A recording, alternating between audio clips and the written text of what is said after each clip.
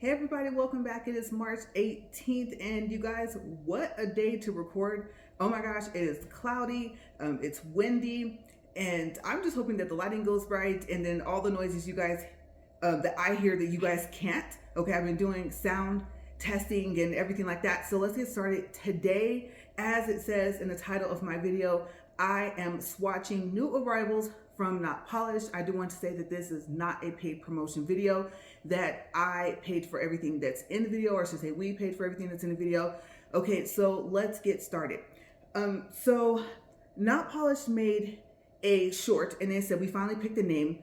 Let us show you how we make our powders. They said OG228, and then they didn't tell the name of the powder. That's just, you know, I don't know if you want to call it alphanumeric. I forgot to check and see if I'm using the correct word, but they didn't tell you guys that this really pretty color is called Porsche. Okay, let me make sure this is my right one here. Yes, because it looks a little lighter today than it did yesterday, but of course I have like every light on known to man in this kitchen, right? Okay, so let's take a look. And I already pre-prepped some of my swatches. I may actually have to walk over and show you guys. I'm not sure. I have my office chair right there. I'm not used to recording, standing up unless I'm recording my treadmill walk and talk. So I don't want to tilt this and get powder everywhere. And I want to make sure you guys can see it. So let's see here.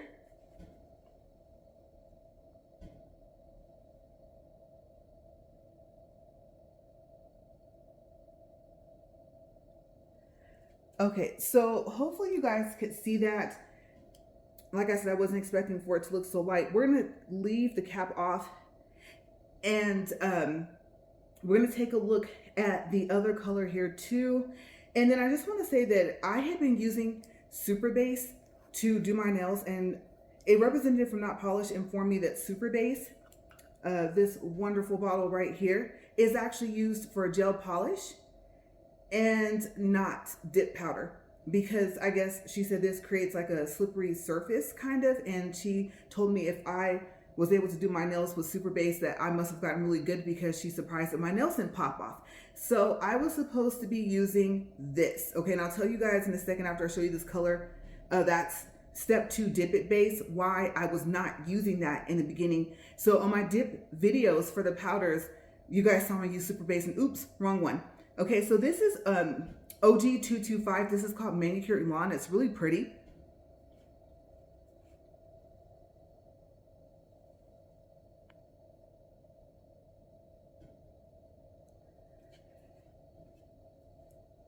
Okay, so also the OG225 Manicured Lawn comes in a duo set as well. So if you've ever ordered from Not Polished, then you know that you can order either the duo. These are usually $12 unless they have a sale.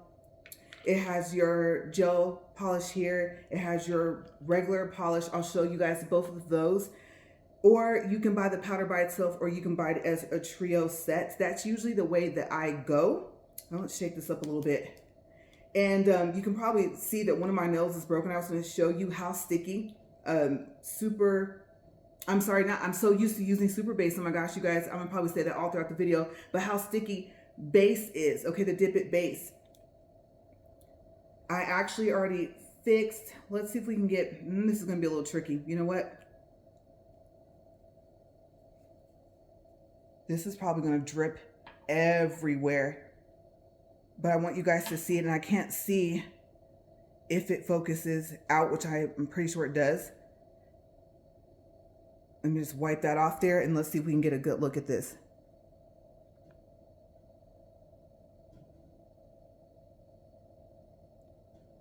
Okay, so that's the, you get back around here with you guys.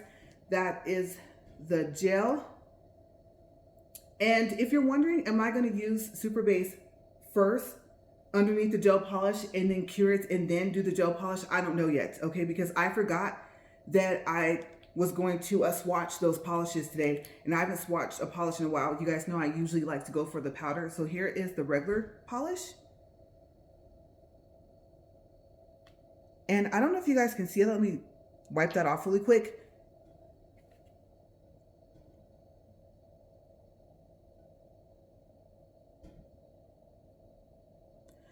Okay, so now I know if I get close, I can't move or else it'll unfocus again. Okay, so to me, it looks like the regular polish is brighter than the gel polish, but we will find out when we get to that point.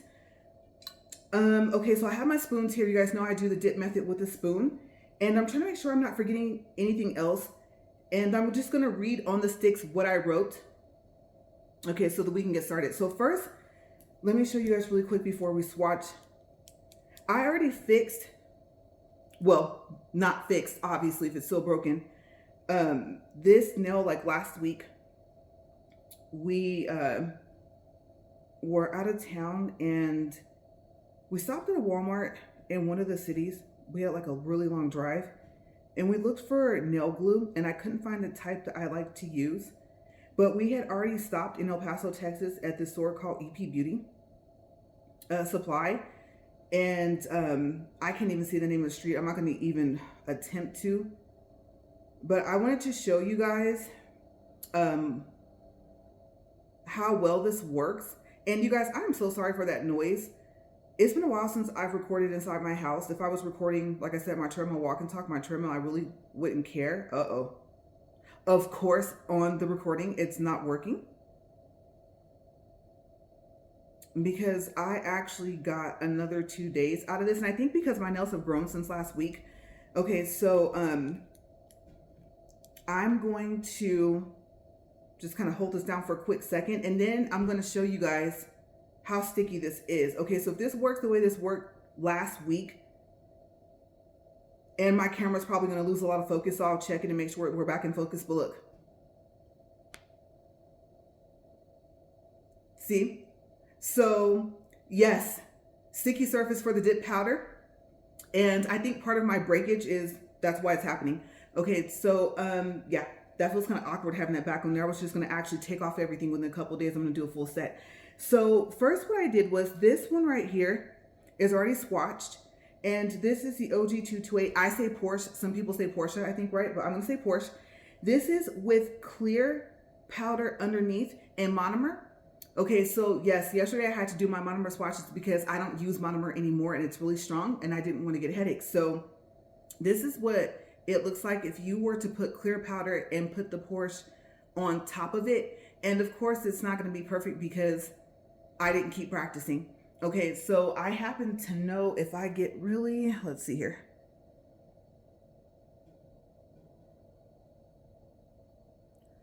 Okay, there we go. And we're going to do some comparisons. Which one do we like? Okay, I've kind of already voted between the two. This one here is OG228, and it's just with monomer. There is no clear powder underneath. And this is more closer to what you would kind of expect. This is what I saw online, that it's kind of see-through, even though it has color to it. And I really want you guys to see this.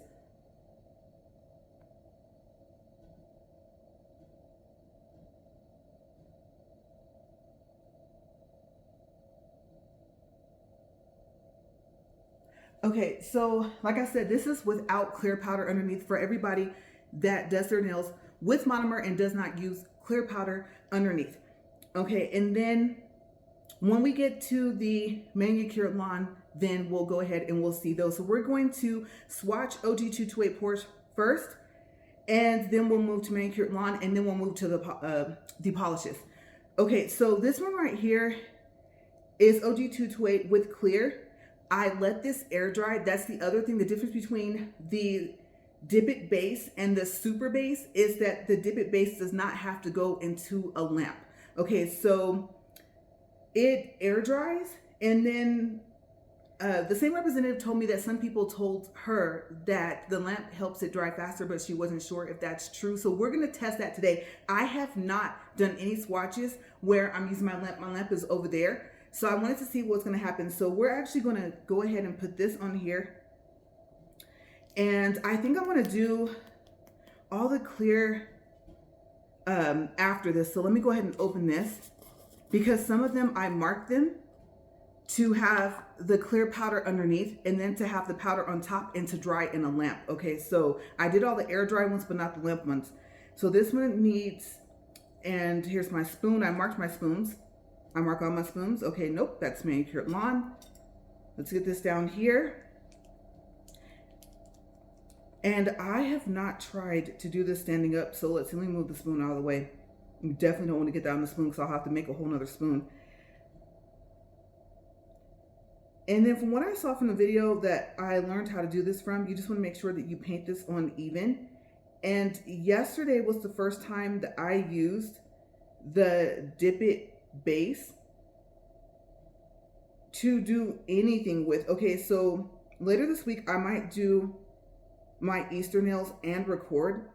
I'm not sure if I'll have time. I'm not sure what the weather conditions are going to be, or what's going to be happening outside. Are people going to be mowing lawns and stuff like that? But I might make a video, and as you guys know, what I tend to do is one whole hand. And then I was just double checking this because I did a lot of swatching yesterday when I found out that I was supposed to use the Dip It base. I had to redo all of my swatches, and I got through about 90% of them. I still have some powders I haven't done, but they're also powders I don't normally use. Some of them came from a mystery box. That was my first time ordering a mystery box last year. And I don't know if I'm going to order one this year. If I do, maybe I'll do the medium because I ordered the small box. Okay, so this is supposed to air dry. It says on my stick. So we're going to set this down. And then I have my brushes ready. And what I wanted to make sure that I do is that I don't use the same brush for each color. Okay, so let's swatch the next one. We're going to let that one air dry.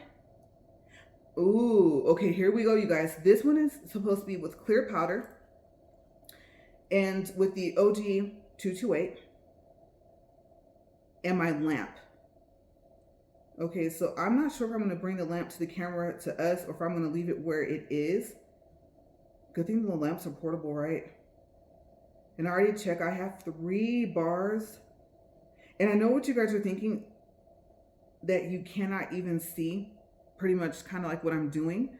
But I'm going to show you guys up close all of it anyway. And we're going to decide which one do we like. Because I'm so used to Super Base and what it does.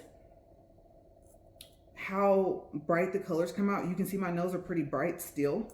Even though my hair is dyed different blues. You know, you get an itchy scalp sometimes, you scratch or you touch something else, you wash your hands, you use lotion, you clean, stuff like that. So I've been also trying to test and see, because I just really started trying to learn how to do my nails sometime last year. I had a little bit of a hiccup and I forgot I was supposed to actually tap that a little bit. Okay, so even though Dip It base, like I said, does not need a lamp, I did not set this up how I really wanted to do it. Yeah, I'm gonna go ahead and set this in the lamp and we're gonna do another one.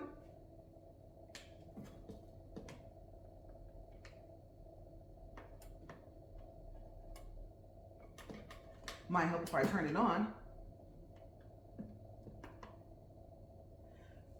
Okay, so if I were at the point where I was going to do a second layer of the clear powder, what I saw in that video, like I said, I learned how to do the Dip It method with a spoon. The first layer she does for 10 seconds and she doesn't go down by the cuticle. She only covers like, I would have to say 75% of her client's nail. And then she only does like 3 fingers first and then cures for 10 seconds. And she does the rest of the hand, 75% of the nail, cures for 10 seconds. And then after that, the second time, this is going to be OG228 with base. Okay, so this is without clear.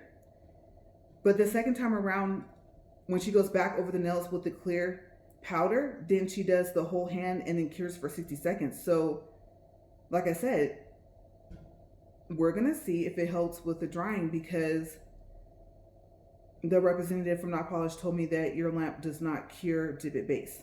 Okay, you don't need a lamp.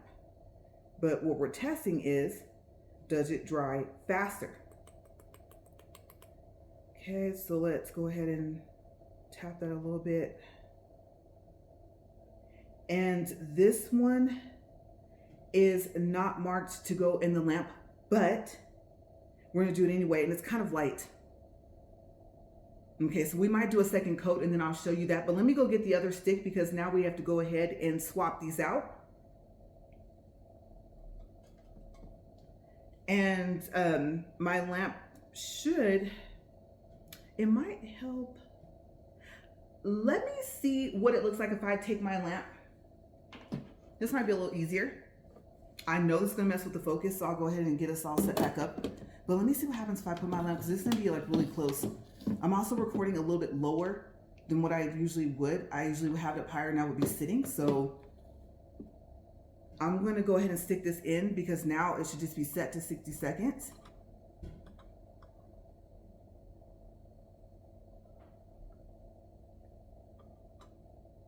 Okay, and that's so crazy. Over here, it doesn't want to stay on.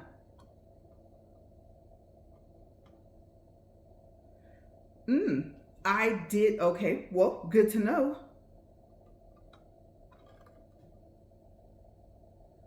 I don't want to put something else in there, but why is it not staying? You guys, that's crazy, right? It worked over there. Okay, well, maybe my lamp doesn't want to be over here. Let me be careful because, let me see. Maybe it's the angle. We might have to move that back. The things that happen when you record, I'm like, I was not expecting that. Okay, my lamp does not want to work right here to stay on. I don't think that the swatch is, maybe it's not big enough.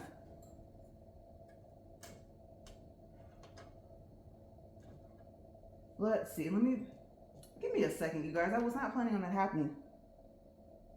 Aha.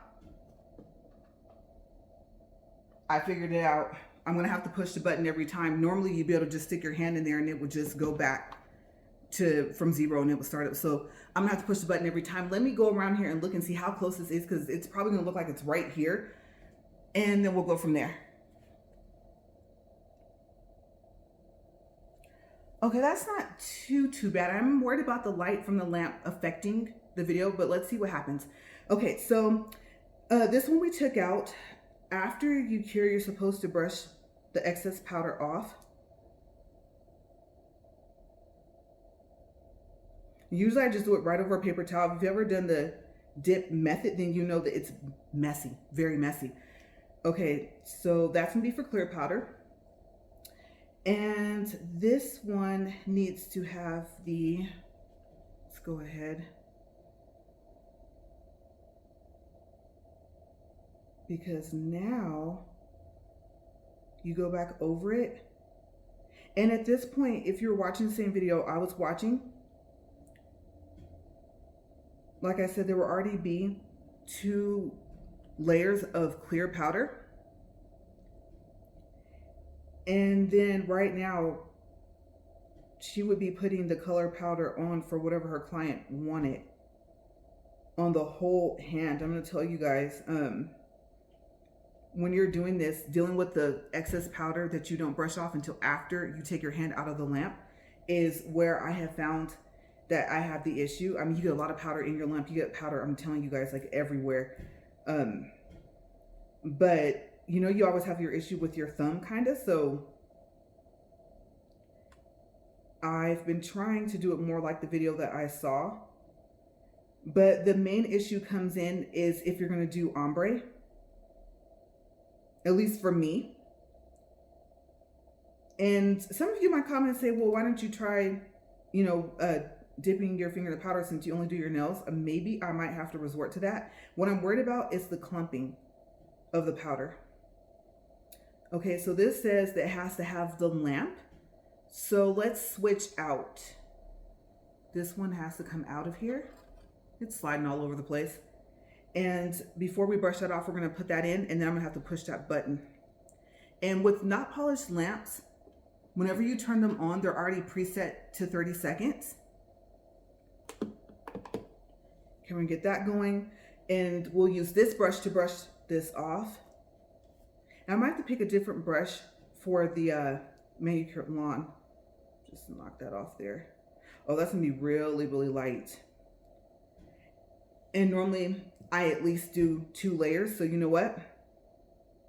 I would not leave that like that. That's too light. And then we need something to compare it with. And this is a really pretty color. And as you saw, if you use monomer, you get way more out of the color, the brightness, the shade of it. You get kind of more what you're expecting. So that's the other thing that we're finding out is doing the dip method. It's not going to be as bright, right? And I'm thinking about maybe using smaller spoons.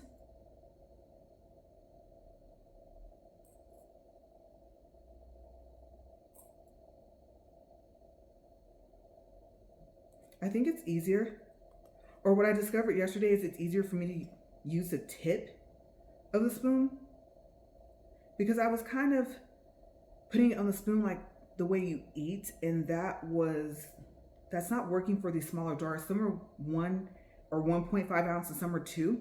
Okay, so this one has to go back in the lamp, and let's take the other one out first. Okay, so we'll brush this off in a second. We're gonna put this one back in. And like I said, this was just the color with the base. This has no clear powder underneath.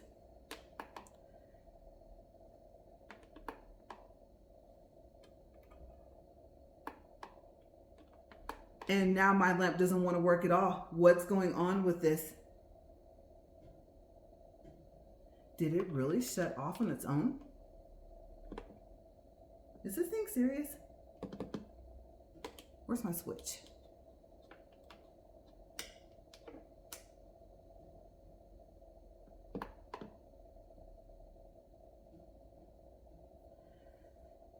Okay, so let me pause. Let me get the power cord thing and see if that works. And then we'll go from there. I don't know what happened, you guys. Okay, so I was not expecting that. Like I said, you guys know I do a lot of research. I check and double check before I record. And my lamp just went from 3 bars down. So I might have to call them later because I have not had this lamp for very long.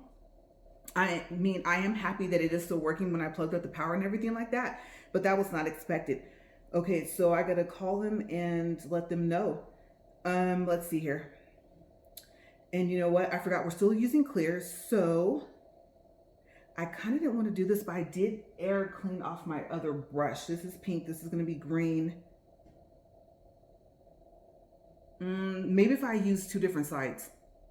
Yeah, I'll remember. Okay, so let's brush this one off. And this is, like I said, with the lamp, and I don't think, let's see. Which one's in there? Oh, the one we did the second layer. Okay, so let's set this back.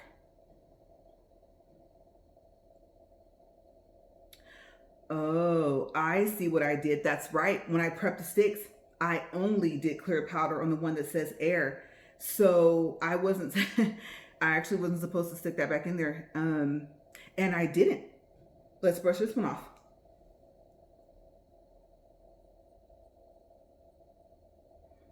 Okay, so I'm going to say, she told me maybe like a minute, I think a minute 40 seconds, somewhere in between there for the one for the air dry if you're not going to use the lamp. And I was curious when I do my nails, what I want to find out is, will that affect the shade?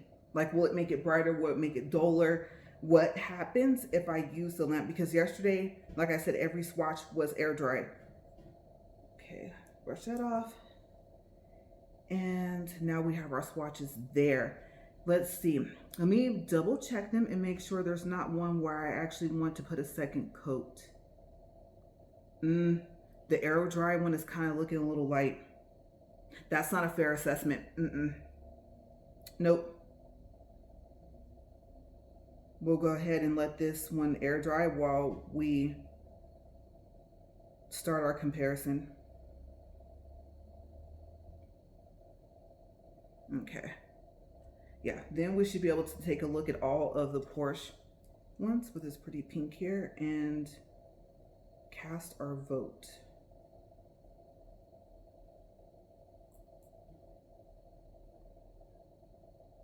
And I'm gonna have to tell you guys, for me, this method was easier, but there's still a lot I have to learn. Okay, let's set that one down. Okay, let's move that out of the way. And we have here, did we do a second layer of that one? Let's see here. To go on the lamp. I don't think we did. And we have time. Now we get to test which one is going to dry faster. I know you guys are probably thinking, well, I think the one, you know, that's going to go on the lamp, but you never know. And I saw the lamp on sale at the EP Beauty in El Paso, Texas. I don't know if it's still $159, but if you are passing through or live there and you want a not polished lamp, I can't make any promises because I don't work there. I don't work for Not Polished or anything like that, but I did see their normal price, I think, was like $229 and their sales price was $159. And I did not ask them why they had such a big sale on it because I bought my lamp when we were out of town. We went back to my home city to go visit, and I had decided that I was going to start trying to learn how to do my own nails. For one, you know, people tell you, oh yeah, I can do that, and then they can't do what they tell you that they can do, or it's a new shop and you're not used to going there. Here, a lot of people leave and go back to where they were living before. So yeah, I had to. I didn't really have a choice. But let's take a look. Okay, so I don't know if because the lamp not working like that just all of a sudden kind of threw me off. But let me turn this over and let's do a side-by-side comparison. My vote already is going to be for the one without the clear powder underneath with the monomer. Let's do a side-by-side comparison and then you guys tell me which one do you like. Okay, so on your right is the one with clear powder and monomer. On your left is going to be the one with just monomer and the powder. Let's see what we can see here. My hands are shaking. Sorry about that.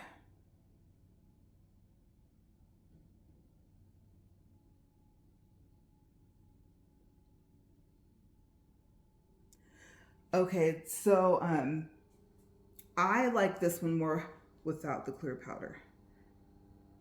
And then like, I don't know if someone is using a leaf blower, I have no clue what they're doing. I'm telling you guys, like every single time, let's take this one out, I record, it's all noisy around my house. All right, so we're supposed to brush this off. That's still pretty light, you guys. I don't know.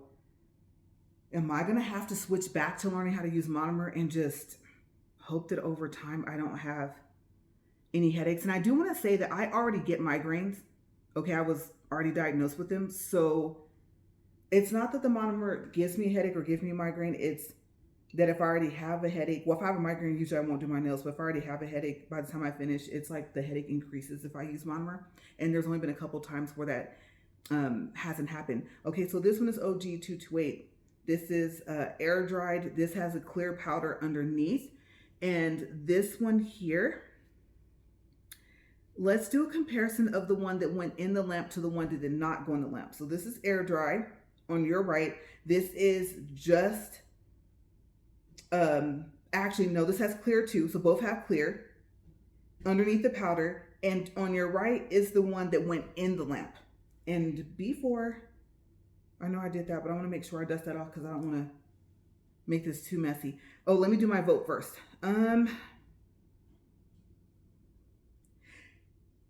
Oddly enough, because I know I did 2 coats, I think I actually like the one with air dry. Am I going to stop using my lamp except for when I do top coats? The one on my right, the one that went in the lamp, which is going to be your left, to me it's darker. It's still kind of see-through, and the shade is just off. The one with the air dry is lighter. I have to remember that. Yeah, I'm gonna have to remember, because I think once you do an air dry and the lamp, then let's see here. There we go. Okay. So like I said, as you can see, on your right is air, on your left is lamp. Both was clear. All right, now let's scoot these over. Between this next one I'm going to show you guys is the powder, okay, the color, no clear, with the base, obviously. And this one went in the lamp. Okay, so what I did not do was just the base, the color powder, and the air. We didn't do one of those. Let me compare these. Let's see here. Okay, the one with just the color, no clear, in the lamp, it is, nope. The one with the clear, the base that went in the lamp is still darker. The one with the clear with the air dry is darker.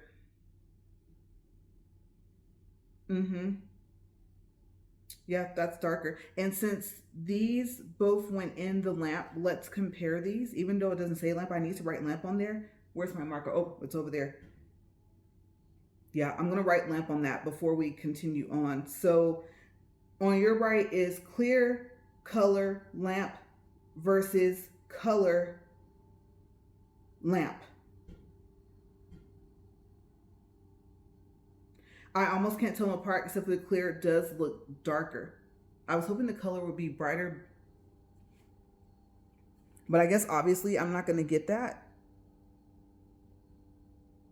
unless I use monomer. Okay. And I'm thinking, do we want to do, what do you guys think? You guys want to do color, no clear, air dry? Let's see what that looks like, because some of you might use the dip method, and even if you put your finger in your powder, then it might actually still come out that light, as opposed to the really pretty shade that you get of this color when you use monomer. So let me get one of those swatch sticks, and then let me get my marker that's over there.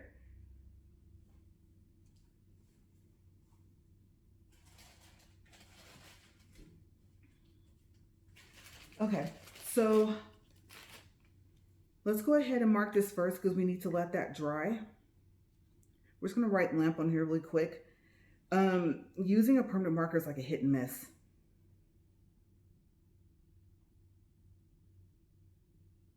I think I'm gonna have to invest in one of those permanent markers that has a thinner tip on there. Okay, so we're gonna let that dry, and we'll just set that down here. Let's take out a swatch, because I know some people don't use clear powder underneath, and I do it because some colors stain my nails. And these are all my re-swatches. Okay, I only need one, I think. Actually, I believe I need one for Manicured Lawn, so we're gonna set that one to the side. And we're gonna mark this so I won't forget what it is. I probably should swatch it first. But this is gonna be air dry, so we're gonna let all of it air dry at once. We're gonna let the ink dry, we're gonna let the powder dry. And this one is gonna be just color, like I said, in base. So this is OG, make sure it's not upside down. I marked a couple of them upside down yesterday. I had to redo them. OG228. And then this is gonna be, I'm gonna actually put no clear. I'm gonna mark it. I put CLR for clear. And then I'm gonna put base. Because remember, my other swatches have super base, right? And I was curious to see And then what else did I put on here? Oh, air. We have to make sure we know that it's air.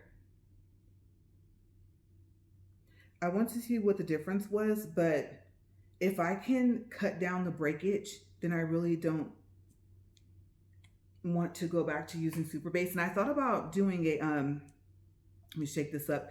I thought about doing base, both clear coats and all of the color coats except for the top one. And then also I do the encapsulating, because after that I saw in the video that she encapsulated all of the nails on her client after she put all the color powder with clear before she did any shaping or anything like that. So I am finding that I'm having to put maybe 2, sometimes 3 coats of the clear on top,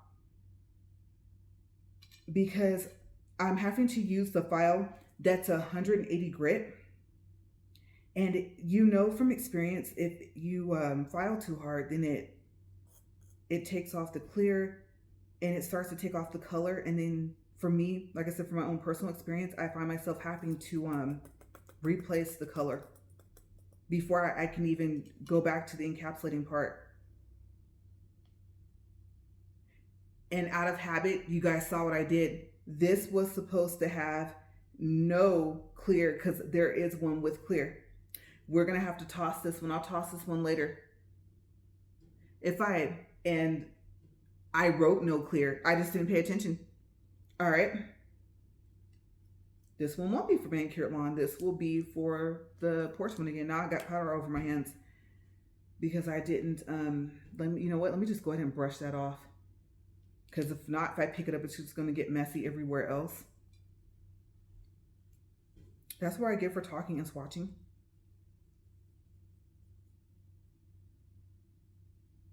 And yeah, we'll toss that one because we don't need it. We already have a clear with the base, with the air. We have a clear with the base with the lamp as well. Okay, so that's gonna just stay over there. Let's try this again. This is the OG228, and maybe writing no clear threw me off, so we're just gonna put base. We're gonna mark air. And now we're going to make sure that I don't do that again. Okay. This is just supposed to have color powder. I want to see what it looks like.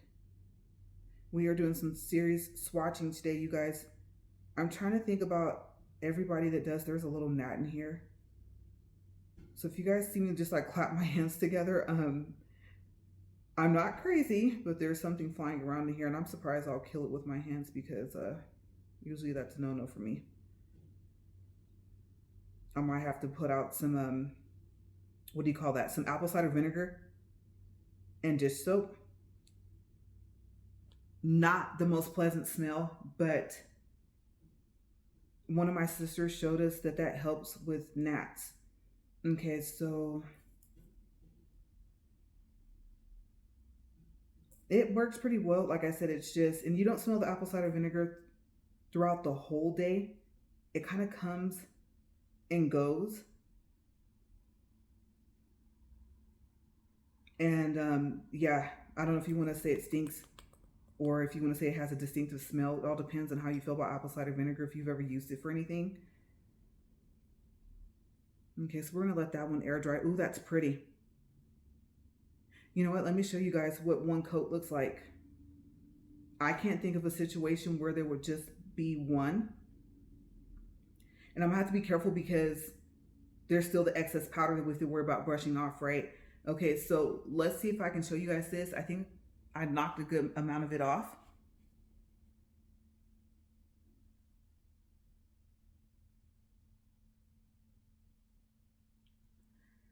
Okay, so that's just with one coat. We're gonna let that air dry. And let's go on to Manicured Lawn. That'll be the last one we look at. And I think if I didn't care if it was gonna stain, because eventually you're gonna do a new full set, I think I would possibly do it without the clear powder, with just the powder and just the base. But we're finished with, no, we're gonna second coat that. We're not quite done. Okay, so let's go to Manicured Lawn. And like I said, some are pre-prepped. So while that's air drying, we have, it's OG225. This is with clear and with monomer. I'll show you first by itself. This one's gonna be really blurry, so I'm gonna have to come around and show you guys.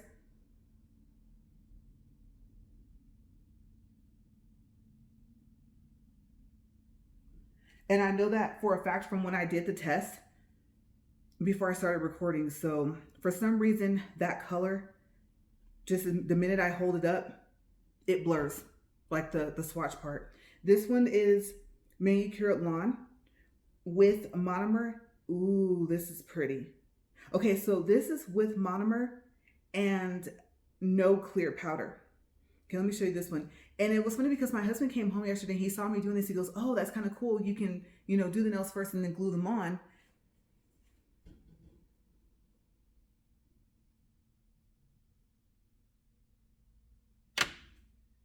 Uh-oh, we're gonna get a little shaky there. Sorry about that, you guys. My nail hit the ring light. Okay, just to make sure the focus went back. My ring light, the actual thing is pretty big. I like this, and I was very surprised. Okay, this is just one coat. Or, well, I'm not explaining that correctly. This was 3 beads, maybe. It is really kind of thick when you use your monomer. And so what I found was, I don't think I did more than 4 beads. Okay, so I shocked myself. But as you can see, if I have to put clear powder first, it is a no-go. But I definitely, let's take a look at both. Okay, so on your right, it's going to be with clear powder, with monomer. Yeah, and on your left, it's going to be just the powder and monomer. Let's do a side-by-side comparison. But yeah, I shocked myself, and I thought if I could do my nails the way I did this swatch, the one right here with the monomer and no clear, if I could get clear underneath and get it to look like this, I probably never would have switched to base or the dip method.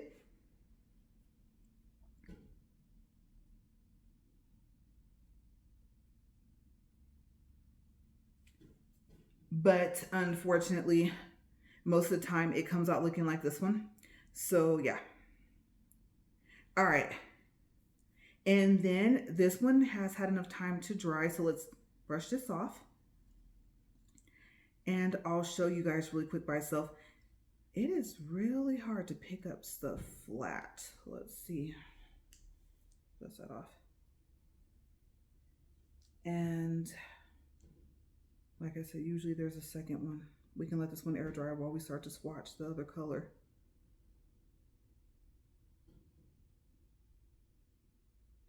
And the one thing I found was that my patience varies when I'm doing my nails. When I get everything on and I get to the part where you use the drill to make it smooth, I know some people don't use a drill. I am very happy for you if you've got to the point to where you don't have to use a drill, or if you've never used a drill. I'd have to say, for me, I would probably have to do some type of hand exercises just to kind of strengthen my hands if I were to go that route. You guys have heard me say in my other nail videos, the drill saves you a lot. But the one thing that I've noticed from my own personal experience about drilling when you do the dip method, especially if you use a spoon to sprinkle it on instead of, and I don't know, I actually can't say instead of dipping your finger in because I've never done that to know the difference. But I know that I have to make my drill spin a lot slower than if I was using monomer. So we need to let that air dry, and then I'll brush it off and then I'll show it to you guys. Okay, so this one right here, we're going to go over to the next color. And I remember to use this white tip brush here, and I already have like some green powder on there. So this one is Manicured Lawn. Again, that's OG225 with clear, and this is an air dry. So let's go ahead and do that one. And I think I have another one where I was supposed to swatch with the clear powder first. And I think that's the one that's going to go on the lamp. And because I'm using the same brush I used for the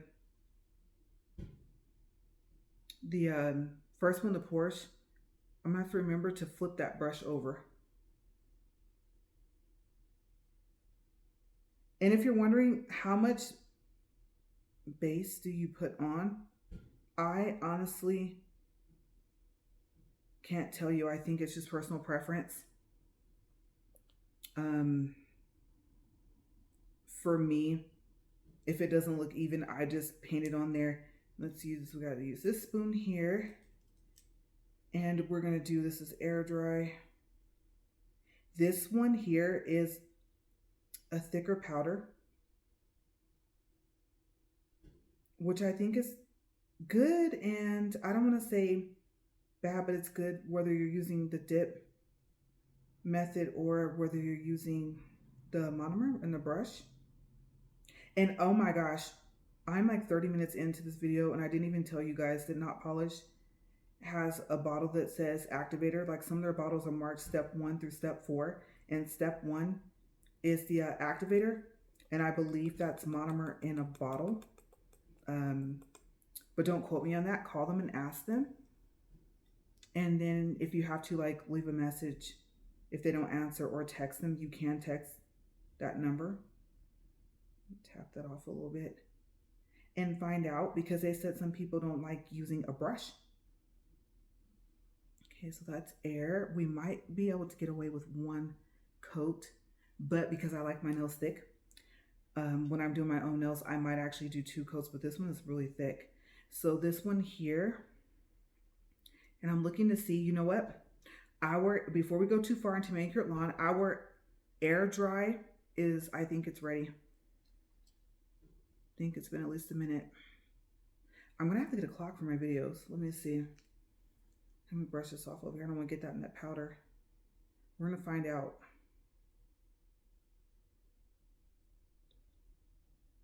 And I don't know, for me, I think when I'm doing my own nails, I never touch it to test to dry because I always use the lamp. And oh, I said I was gonna tell you guys, ooh, that is pretty. Okay, let's look. Let's compare it. We're gonna compare it to the one that's base with a lamp, no clear. Okay, so on your right is the powder, just the base underneath, no clear, lamp dry. Okay, this one over here. This one is air dry. I like the air dry more. I'm seeing that I'm liking the air dry more no matter what I do, if I'm going to continue to do the dip method with this base.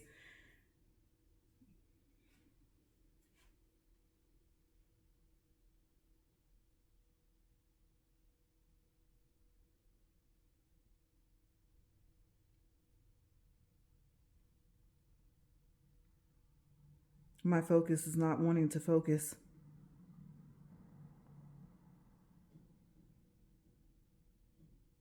There we go. Okay, so my vote is for air dry. But at some point, whether I use matte or whether I use the gloss stick. Oh, and I got Mirror Shine. I haven't tried Mirror Shine. So if I do a video later this week, it's gonna be a lot of first time doing my any part, like full set, not even a fill with base.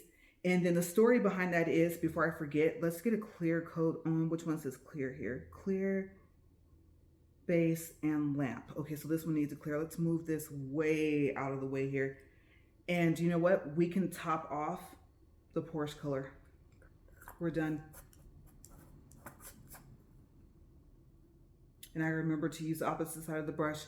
But yeah, so when I would go into the store in El Paso, Texas, we have found that we're having to be there a little bit more than often. Completely different city, completely different state than where I live. But they have a huge store. Like I said, EP Beauty is a really big store. And when I went in there, I don't think that I ever saw the step 2 dip it base. Could be wrong. Maybe I saw it first, didn't see it anymore. Like I said, I don't live there, so don't go there very often. And then maybe, I think after that, all I saw was Super Base. And not remembering that I saw just a regular base.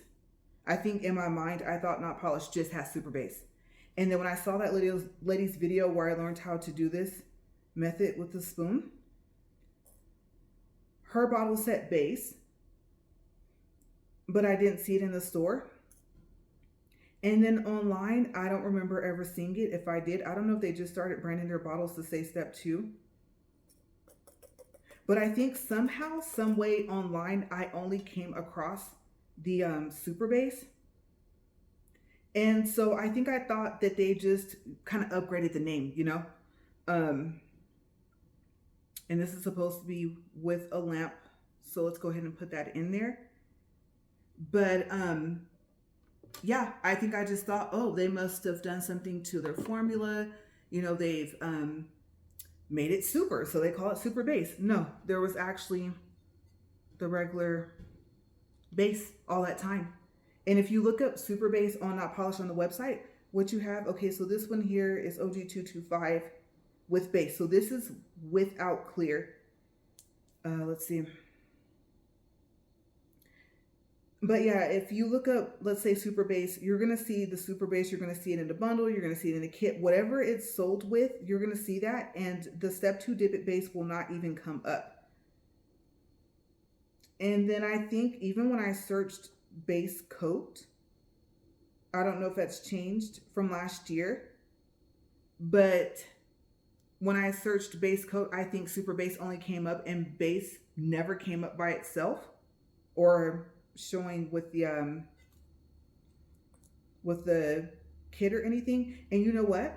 I didn't mark this one. Before I even put any powder on it, we got to decide.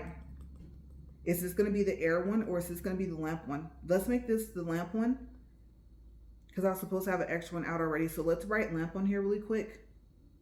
And then we're going to do one without the lamp. I don't know how fast the base dries without anything on it. I'm not going to touch it because it's really sticky. And we're just going to write lamp. And my marker is not being nice. There we go. Okay. And that's really strong, so let me cap that off. We're gonna have to mark one more stick.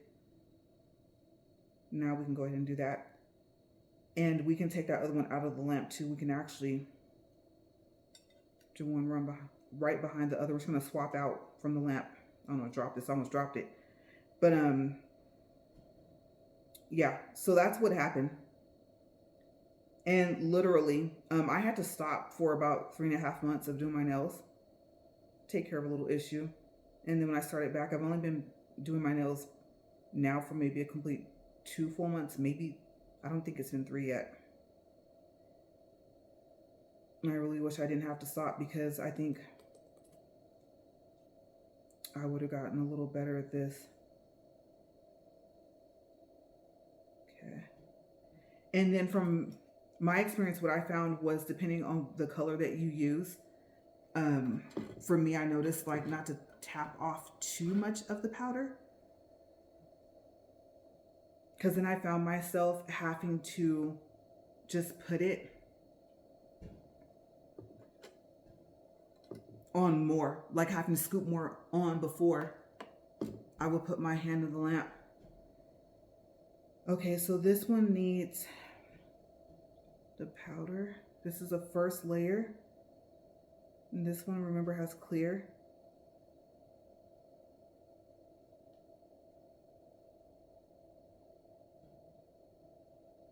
And I think also what I'm noticing from doing these swatches, I thought, okay, you need to re-swatch. You need to know what it's gonna more so look like when you do your own nails. So just bite down and go ahead and do as much swatching as you can. Like I said, so I swatched, my gosh, you guys, it was like 20 colors yesterday. And I noticed, which I was kind of curious to see, if I needed to make sure that the nail was like completely wet again before I put the powder on. And also to make sure you get some on there. And then you want to be careful,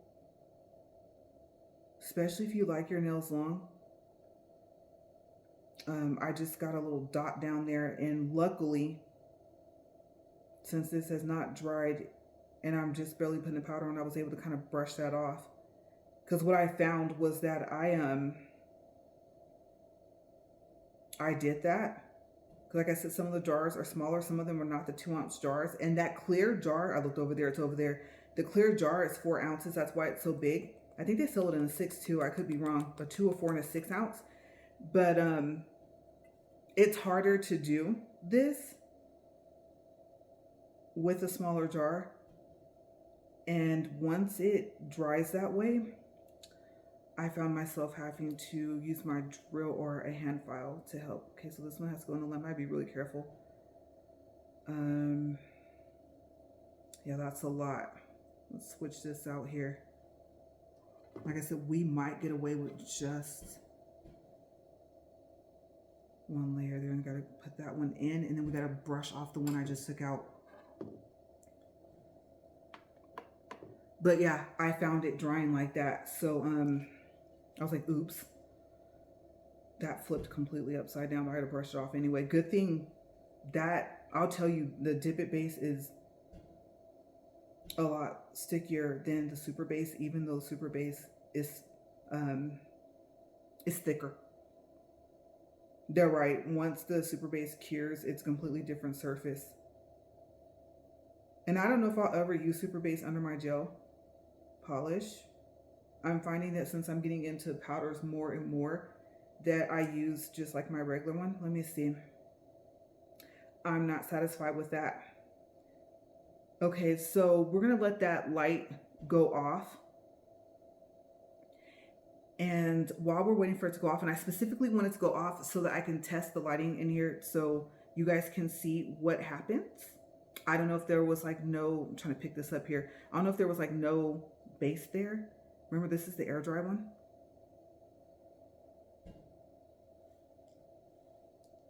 I just looked down and saw that. And I can honestly tell you how hard to brush.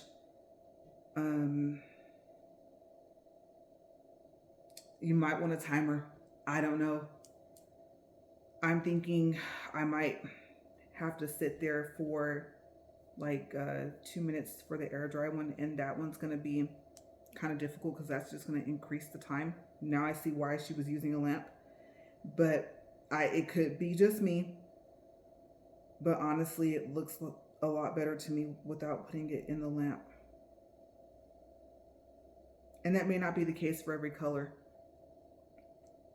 And then eventually, with all that swatching I did yesterday, I had to use acetone and a paper towel to clean this brush off. I might want to, let me flip that over. There's a little piece right here. So yeah, and go ahead and put powder on here, and then we can switch that one out, see if that one needs a second layer after we brush it off. Now we're making a mess, you guys. I got some powder going on here.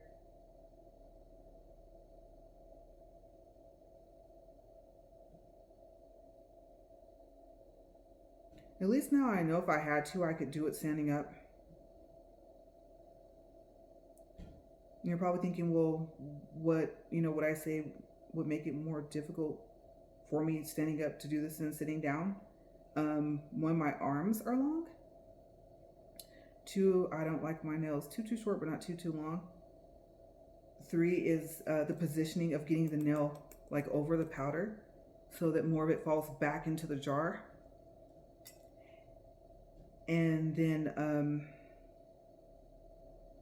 I would probably have to say that I could see being the challenge. But if you're sitting there for too long, you kind of just have to stand up, right? Okay, so this is the air dry one. Ooh, that one. I want to show you guys, because I don't think I've showed any of them except for one, what it looks like before we brush off. So let me come around here and show you this. Look how bright that is.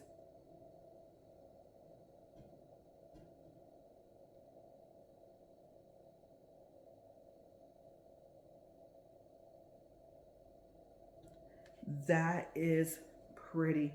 Okay, that's our air dry. The lamp went off in here. Okay, better brush that off, and let's see if we need a second coat. And what I've been using to clean my brushes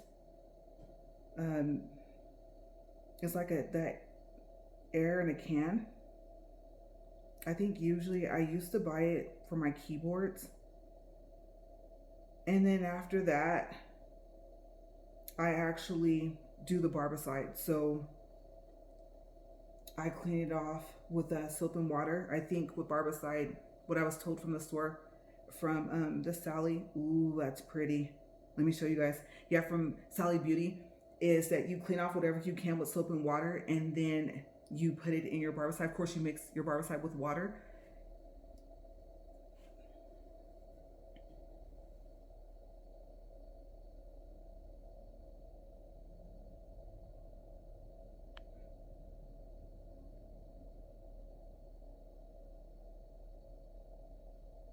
Okay, sorry about that, you guys. I wasn't wanting to focus, but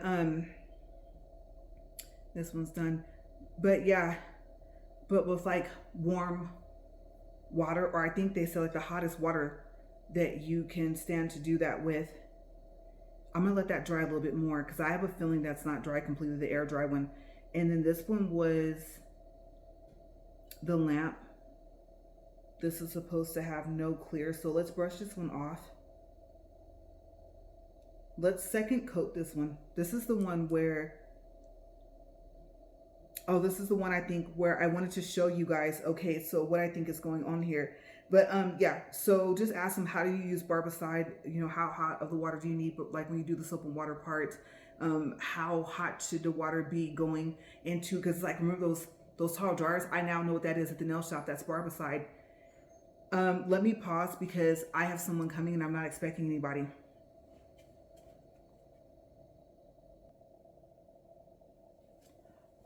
Okay, sorry about that. Yeah, like I said, I wasn't expecting anybody.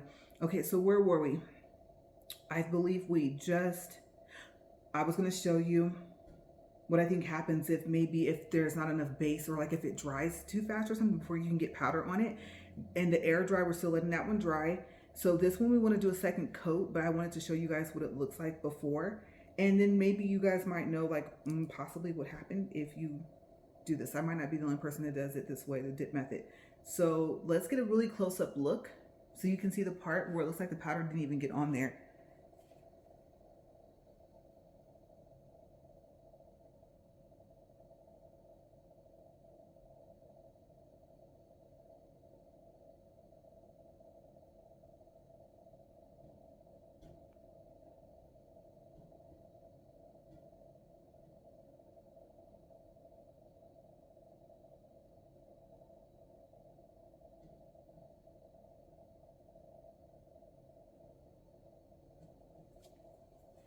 Okay, so you guys saw that that would be my right side.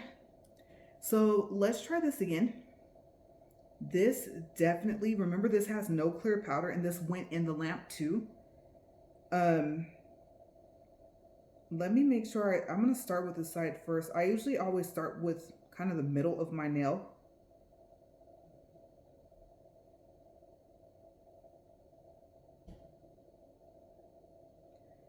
I don't know if I'm pushing too hard with my brush. I am not quite sure what's going on with that area. But let's really put this on here. And I'm gonna have to clean this off because when I do my nails later this week, I'm gonna do pink and it's kind of like a light purple. It almost looks white, but it glows purple. It's really pretty. I've done all my nails with that. It's G14 from Not Polish. I don't know if I want to stick that back in there. Good thing I'm ending with that color. Okay, let's get this on here. and get this back into the lamp. Let's see what happens. Let's start over here. Ooh. Yeah, I think I need smaller spoons and probably a note to self to never have my nails this long.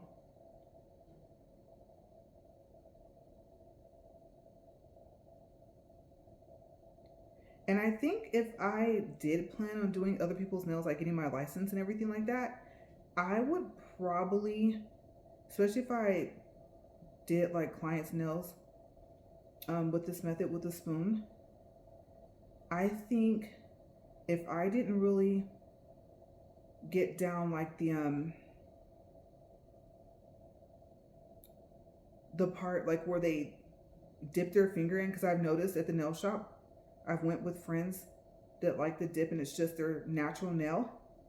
And they dip it in there really slow. I don't know if you've ever seen them do the dip method at a shop. But I think if I were to get licensed and start doing it, I would have a completely separate bowl. Like if I was gonna use a spoon, I wouldn't even tap the powder, a little bit of it back off into the jar. So I would have a completely different bowl, I think would be my plan. I don't know if that just wouldn't be very cost effective, but I mean, sanity is a big part of the nail industry, right? Okay, it's getting really messy on the inside of my lamp. All right, air dry, it should be dry now. Let's slide this over here.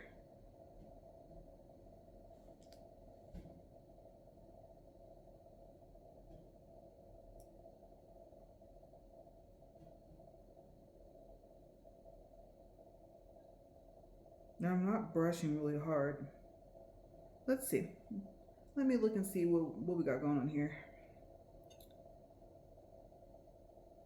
It's looking a little different. I think when the lamp goes off, I'm gonna have a completely different look. So let's set this one down. And remember the one that we're missing? We're missing the one with just the powder with no clear powder with the, let's see here. We're gonna read that stick when it comes out. That's perfect timing. Let's read this stick and see. Because I know it's supposed to make one more stick for us. See what we got going on here. Let me move this completely away. I think that's supposed to be with no clear powder, but we're gonna look, let me brush this off really quick. Now I'll read it. Ooh, okay. Let me show you guys this one. All right, so this one is with base, with the lamp. So this has no clear powder. And I really like this one. So what I think I was supposed to do was the color powder, just the base with an air dry, because this one here that says air has clear, right? So we want to see what it looks like with no clear powder underneath. Okay, so let me show you this one and let's do some comparisons. So I'll show you this first, actually.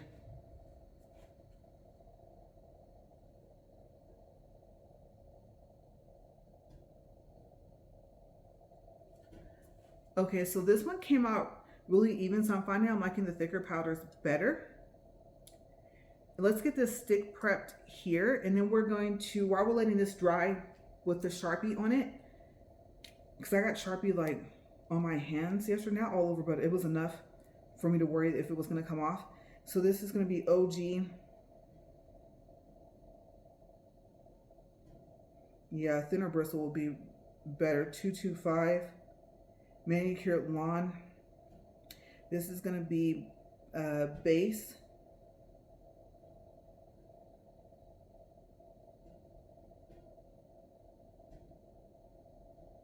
Air.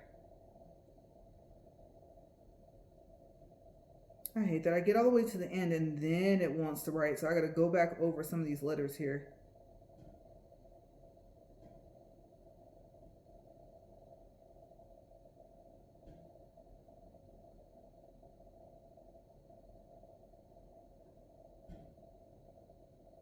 Okay, let's cap this off. And how do you guys think this is doing? Doing fine. right? I mean, it's not like I hit it or anything, but I mean, just a quick fix until you can do that whole nail over. I mean, I'm liking the Dip It base. So we're gonna let this one, no, you know what? Let's go ahead and do this one before we compare, because we need it to dry. And then I think, luckily for us, we're not putting clear powder on this. I need to get some acetone. I need to clean off my brush. I can't imagine buying. I have multiple bottles, but I mean, you want to be able to use the same bottle. So I think for me, I think what I'm going to do is I'm going to have acetone close by with the no lint wipes.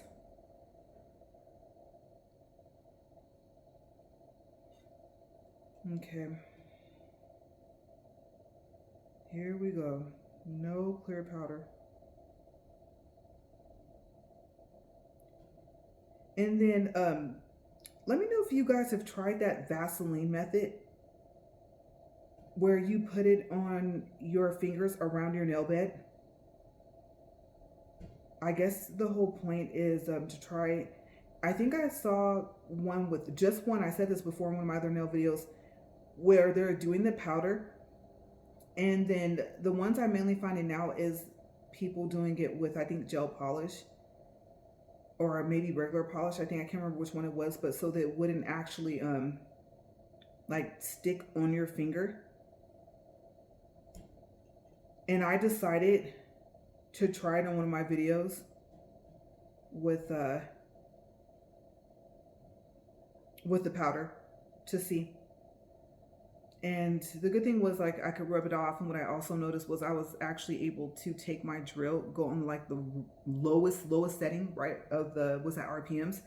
And I was actually able to like drill it off, because I didn't want to try and roll it off my fingers. Obviously that'd get really messy unless I had on gloves, but without cutting my skin on my fingers.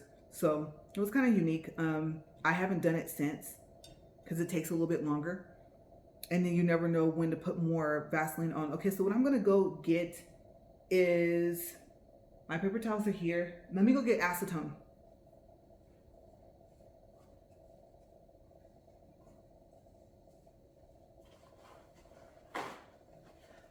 Okay, so this might not be a good idea. Like I said in my other nail videos, you might learn almost everything not to do with me instead of what to do. But I'm hoping this doesn't take away, let me fold this one more time, from the quality of the Dip It. But I need to get that green off of there. And I think with the air, that one's so thick, we might not do a second coat. Let's wait and see. I shouldn't have done this yet. Let's see if we need a second coat. We'll find out fairly quickly, but let's do some comparisons. Let's look at these swatches while we're letting that air dry, and then we're gonna see, do we need a second coat? Okay, so first, I believe, but just in case we didn't, we already compared with clear powder monomer with no clear powder monomer. I think we did this, but just in case we didn't, I like the one with no clear powder.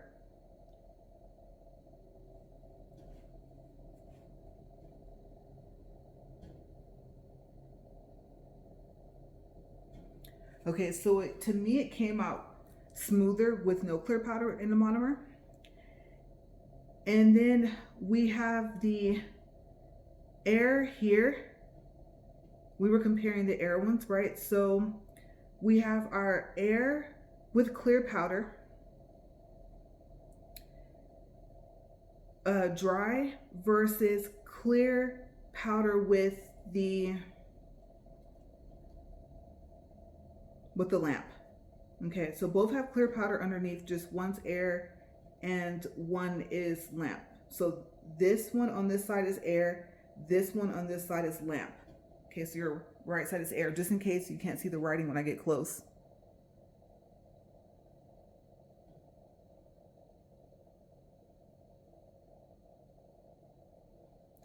To me, they kind of look the same. I think the lamp one has a little bit of a smoother surface. So I know with this one, maybe I'll remember to use the lamp. Hopefully I remember that because it has clear powder underneath. Now this one is with the base, just the color and in the lamp. Now after this, we should be able to tell if we're gonna need to swatch the one that's air drying again. So between this one, like I said, this is base lamp, this is no clear.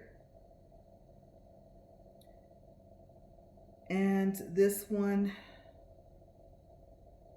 with clear. So this is clear lamp.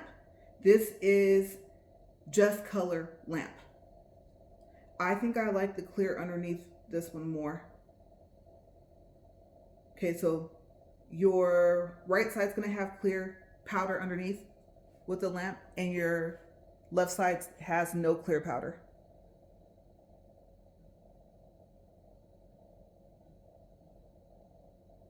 Okay, so for me personally, I like the one that has the clear powder that went in the lamp. Now let's go ahead and let's brush this one off. Hopefully this is dry. We are gonna find out right now. And we're gonna find out, do we need a, ooh, you guys. I don't know. Let me show you. Definitely needs another coat.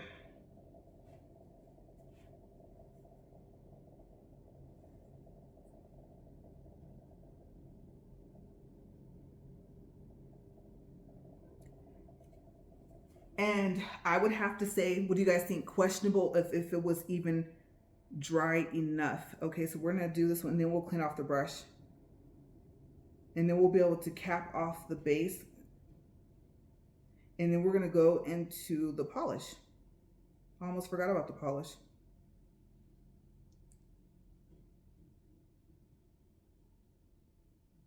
Ooh. That went on really even, really pretty. Yeah, I think what I'm noticing, I could be wrong. You might try this. You might say, I've never tried this method. I've done, you know, putting the finger in the powder, but I've never tried it with a spoon. And yeah, you might tell me that what you're noticing from your experience is that make sure the surface is wet. I mean, that sounds obvious, but I mean like evenly wet in any part of like the powder. Just make sure like the whole surface. I think what I'm noticing personally for myself is that it's wet. Because the whole main thing is that this method, from what I saw from the video where I was learning how to do this, you want to have to do the least amount of like drilling over to smooth the surface or, you know, shaping or anything like that. I have to say from experience using monomer first. And in the beginning, I mean, it was therapeutic. It was just like, I don't know. I know what it's supposed to look like. I have a kind of a slight idea of what I'm doing. There's far more aspects of doing nails, let that air dry, than just doing them. You know, you gotta make sure you clean off all your stuff. You know, there's a lot of stuff, right, that factors that play into it. But I was like, okay, the drill. Like I said, the drill saved me. It flattened it out. It got a smooth surface, especially when I was doing a lot more polish. And so I was fine with that. You know, I was like, okay, that's fine. I'm just starting. And like I said, it was therapeutic for me. It was like, oh, I'm just going to sit here. I don't care how long I'd taken. It took me hours and hours and hours. Okay, this is nothing. Okay. If you guys know, if you're in an hour, I know I'm into an hour, but yeah, this is nothing. But after a while, I think it got down to skill. Oh, you know what? That's right. I did already write for polish. We don't have to do any prepping for that. For the swatches, we can just go ahead and start with that. Let me brush this off. I'm definitely, look at this. I don't know if you guys can see that. I'm definitely going to have to clean off this brush with the, I think the can air first before I even put this in the barbicide. But yeah, so I was just calm about it. And then when it got down to technique and like I wanted to look like I went to the shop, I don't want to look like I did this with my eyes closed, right? And that's where the frustration came in at. And it was just like, oh my gosh, now I'm really, really frustrated. Let me close this up because I'm done with this too. Like I said, yeah, this is the 4 ounce.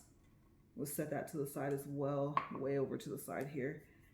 And let's fold this. I was thinking. And no, where's the dip it base? Cleaning.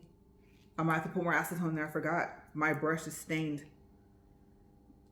This is not wet anymore. Acetone dries fast, especially on paper towels. Forgot about that. While we're letting that air dry, let's see what it looks like with the second coat. But yeah, once it got down to technique, it was just like, this is not going the way I expected for this too. And I know it takes a lot of practice. We had to go out of state, I think it was last year.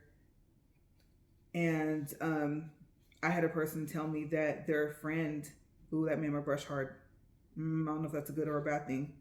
Let's find out. Let's see what happens when we put it back in the bottle. We're just testing everything today, aren't we? But make sure the green's all off. Yeah. But yeah, she was telling me, oh yeah, I let my friend practice on my hands. And you know, a year later, she got really good. And I was like, ooh, a year? So let's see. Did I ruin my brush? Should I have done this with alcohol? Let's find out. Is it going to be soft again? Oh, I don't know if I just got lucky or if using acetone was okay. I didn't even think about alcohol.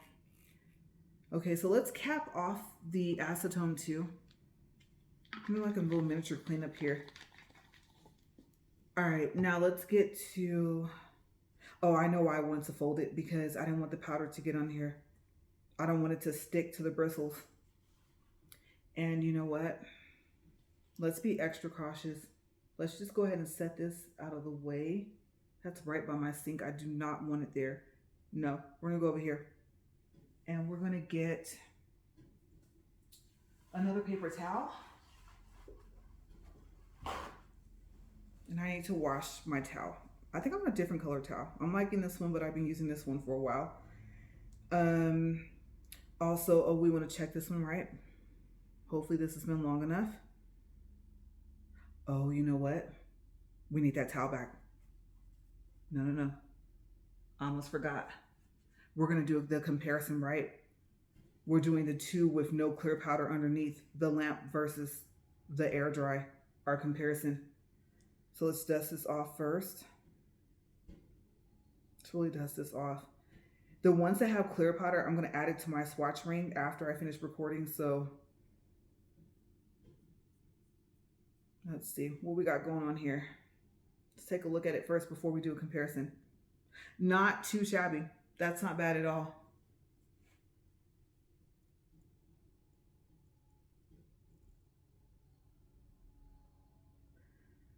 Okay, so what I'm looking at is the surface. Like how smooth is it? How much I think I'm gonna have to go over with my drill, stuff like that. You guys, oh my gosh, whatever they're doing with that buzzing noise, that is super annoying. I hope they stop at some point. I don't know if you guys can hear it, but I am so sorry if you can hear it. I was not expecting that this morning. Okay, so this is both just color, no clear underneath. One is the lamp, one is the air. So your right side is the lamp and your left side is the air. We're looking at color, we're looking at smooth surface.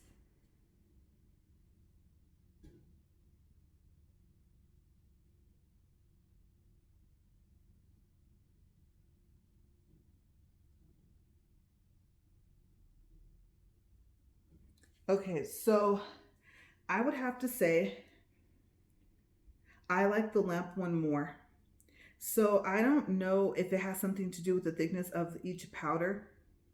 The color, I know there's pigment versus something else, right? With powders, one's pigment and one's something else. I can't remember which one is which. A nail store will probably have to tell you guys. I forgot to call them and see if they answered. In the city where I'm from, where I started buying all this stuff, where I bought my lamp at, and asked them like, what's the other one called? The other type of powder. I think it makes a difference in the color. It makes a difference in how thick the powder is, and how much harder it is to work with, how it reacts to monomer, things like that. So if I find out, and if I record me doing my Easter nails later this week, then I'll actually write it down so I don't like misquote it, and then I'll tell you guys what's the other type of powder, because there is a difference. One's easier to work with, they said, than the other. The other one's a little hard to shape, especially if you're going to use monomer. But what's my favorite so far? I would have to say the one with the clear powder with the lamp, and then the one with the monomer without the clear powder underneath are my two favorites. So we'll look at those really quick.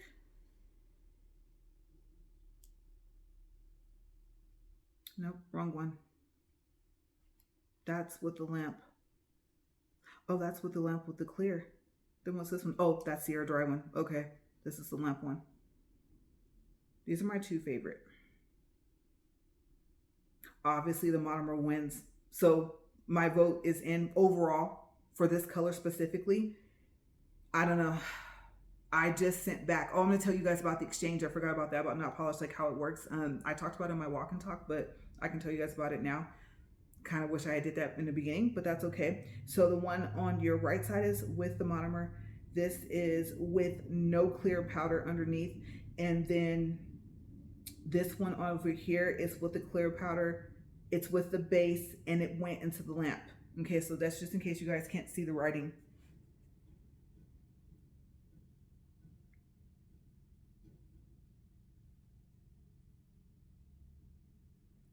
Okay, so obviously the one with the monomer had a smoother surface, but that's not too bad to have a clear coat underneath. Like I said, usually I would have two clear coats, and then to have the color on top, and then to be putting it in the lamp to try and help it dry. Like I said, because it's not curing, because it's base.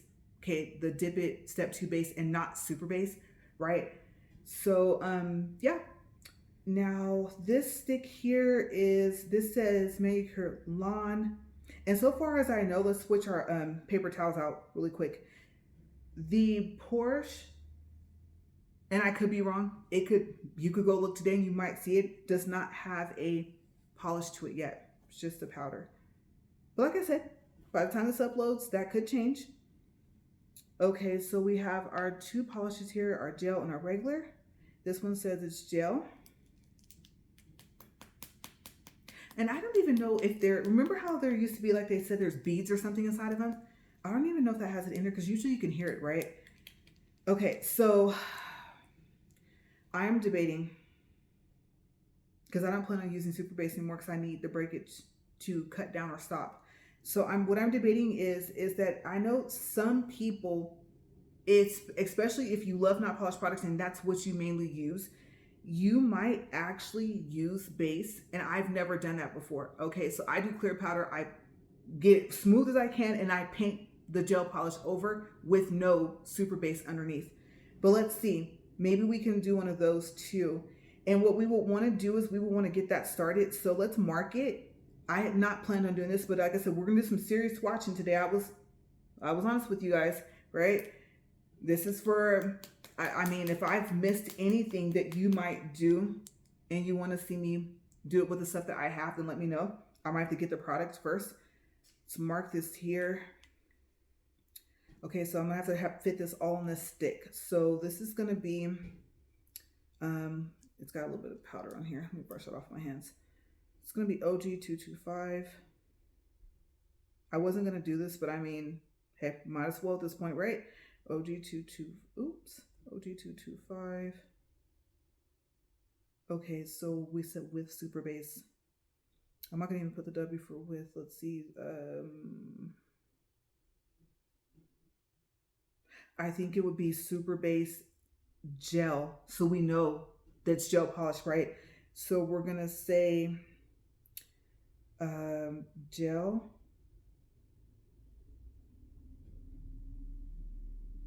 We're gonna do a little plus. The end sign gets a little difficult to put on here.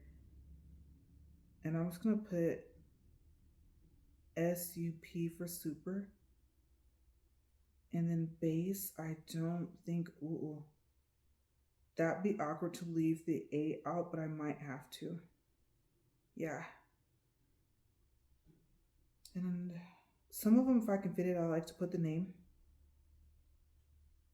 for recording purposes. I mean, you can see the color and get an idea, but some of them look the same. Like, I don't know if you guys have seen the, I think one's a glow. Let's let that dry. It's called Narcos. And I can't remember what it is, what G color it is. And then there's another one, Royalty, and they look really similar. And Royalty is not a, let's see.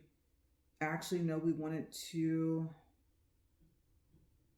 get this on here to get it to cure, right? So let's get the super base. But one is a regular powder, and one is a glow, and they look similar. This is new. This, if I wanted to return this, now I know, I can tell I've never opened it. You know what? I have another bottle. Let me pause really quick. It's already opened.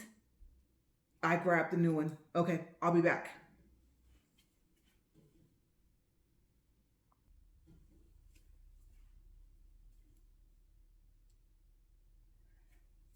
Okay, so I think I'm gonna have to switch it in my box. If you order enough of these, they send this really cute box with the bottles in there. So yeah, I'm gonna have to switch them. I put the new one in the front. I should put the new one in the back. But who knows? I told myself, and Super Base has to be cured. It says it on the bottle, says UV LED. But I told myself, what if I am finding that I need to start buying Super Base again, purposely to go underneath the gel polish. Okay, I'm really hoping that okay, that's underneath. So my assumption, never done this before, is it cures first.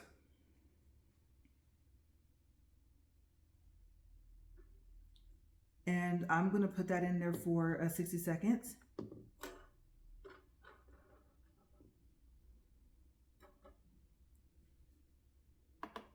Okay, go ahead and let that cure. And then we're gonna go ahead and we're gonna polish the one that has no Super Base underneath. So first time for everything, what happens? Let me make sure that's the gel. Yep. And please excuse my painting, because I've been working with the powders. I just made a mess. This is why I sit when I do this. And I haven't been using the gel polish recently here. And the reason being is because I prefer to, I don't like when I would go to the shop and I would have to pick a design and I would have to pick a color.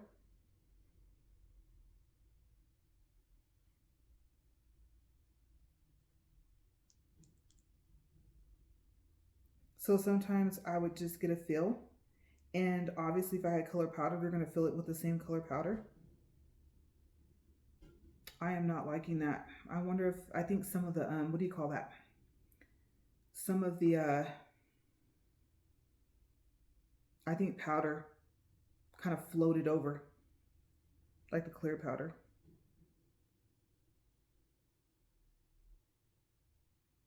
And I know usually like with gel polish, you don't put a second coat till after you cure it, right? But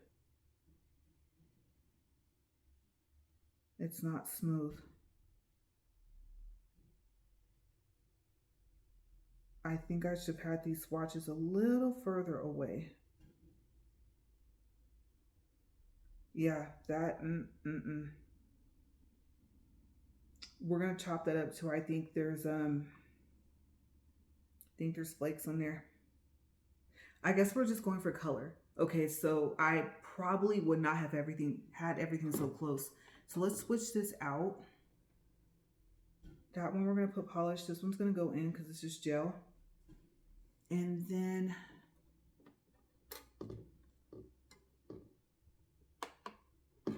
gel is difficult. Like, what do? You cure 60 seconds? I want to wipe that off. Let me take a piece. Oh, that has powder. Wait. Oh, that's right. I forgot. I have this. And it's dry again. But yeah, just trying to think of what I was saying. I lost my train of thought. Everything that could happen today is happening. But yeah, the gel polish I'm finding is something like I have to keep doing. So I'll probably have to keep doing swatches and stuff like that to have a steady hand to paint. I'm gonna wipe this off really. I'm gonna shake this again. It's kind of thick. That's the other thing I think for me. I hope I come back to the other thought because I know I was talking about not having the swatches close to the powder. Get that off there now before that dries because I wouldn't know how to get it off if it did dry.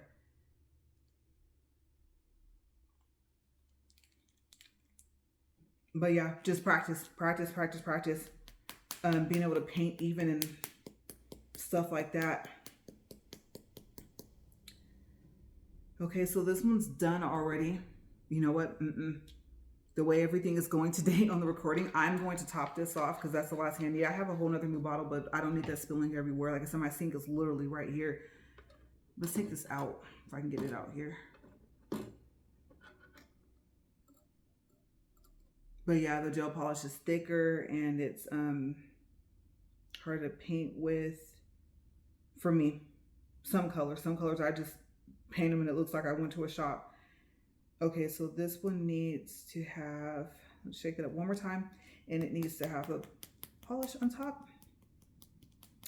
And you know what I'm thinking? Well, no. I was thinking maybe I should do this one first. This is regular polish because this is going to go into the lamp and this is going to dry faster. And now I'll show you them. Okay, so let's go ahead. Let's get this one started. But obviously the regular polish is going to take a minute.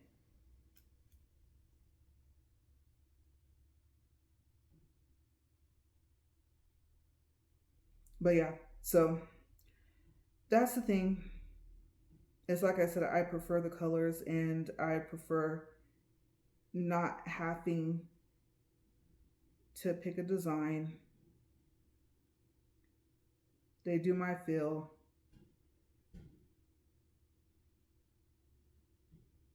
And I go on my merry little way. Oh, well, wow. I see why they said use super base. Let me show you guys. This is going to still be dry. I know this has to go in the lamp. I'm going to show you guys this before I even put it in the lamp. And then this one was just gel polish. Remember, this one's cured and this one isn't, right? Just the base is cured, the super base, but not the actual polish itself. And like I said, out of all fairness, I think some fell on this. So maybe I was thinking about re-swatching this one.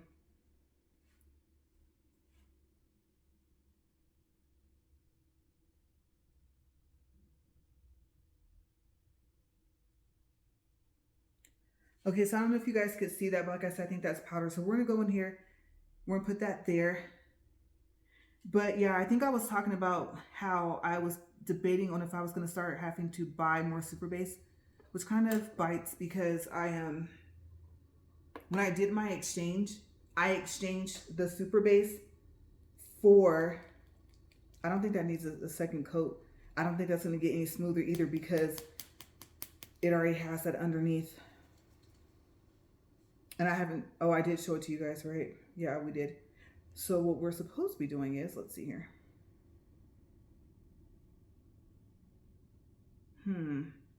I am curious. Might as well. It all depends with me with polish. It's a hit and miss. Sometimes I second coat with gel polish and sometimes I don't.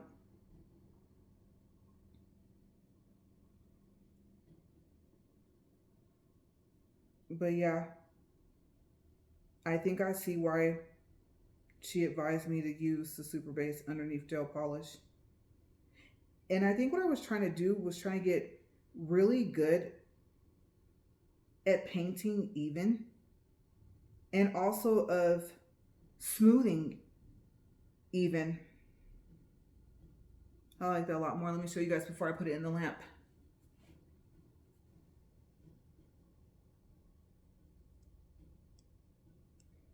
Okay, so let's cure this one.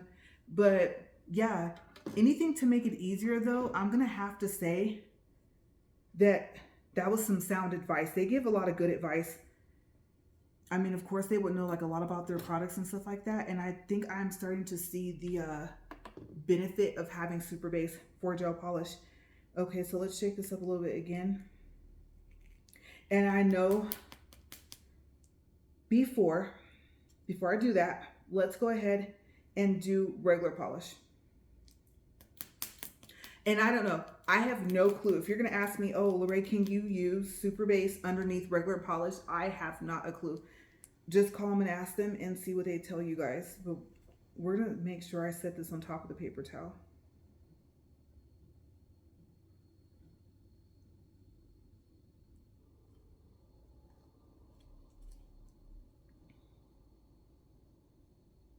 But yeah, you guys, I was worried about that. Would I actually need the Super Base? Would I prefer it? I mean, yeah, it's one extra step, but maybe that's gonna bridge the gap. Ooh, I surprised myself with that. I use regular polish on my toes. I don't like using gel polish.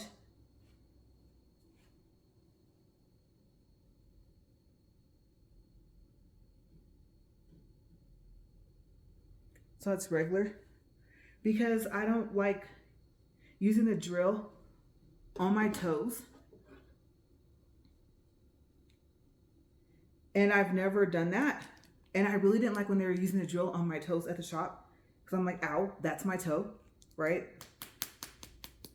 And I'm thinking you're trying to get the paint off my nail.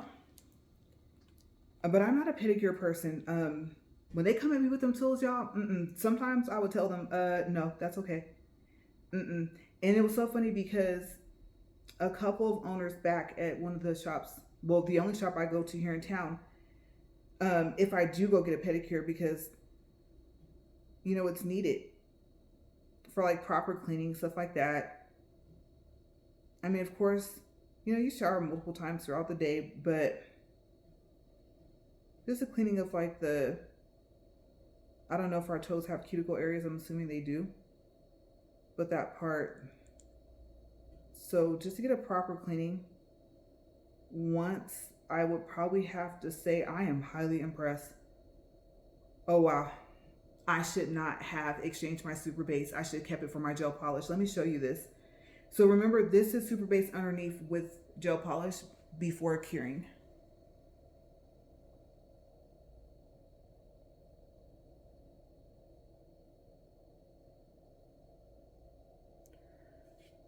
That's why she got quiet when I told her I don't use it. She was probably thinking, no, you should. I just told you, trust me. Yeah. So I would have to say, from personal experience, at least for me personally, like I always tell you guys, you don't have to take my advice if you don't want to. But for me personally, I'm gonna start taking all of their advice. It wasn't that I thought that she was wrong. Obviously, she would know about the products more than me. But I thought one extra thing for me to learn how to do, one extra thing for me to get better at, one extra thing to add on, because obviously I would probably want to Super Base my whole hand, right? I'll at least always have clear powder and then paint polish on top. And I was telling myself that's just one extra thing I'll have to do. And I really, really want to get really good at painting those gel polishes and smoothing the surface of the clear powder enough to where when I paint it on, I mean, it would almost probably look like I did use Super Base. For people that already knew about it, they're like, girl, you're late. I've been using that polish for years and years and years. And they're absolutely right. It makes it easier. I was noticing that like with the powder and stuff though, and of course if I have color powder, I have no reason to paint.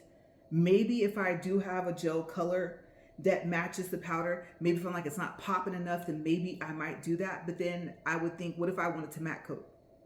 Is it going to look the same if I do powder and then do polish and then matte coats? Because shiny coat was going to be shiny. But I'm curious to see what their mirror shine does. It's supposed to have a 50% stain resistance. Okay, so I don't want to touch this because it's so pretty. But the question is it cured? 60 seconds in their lamp, did it cure it? Ooh. It's a little sticky.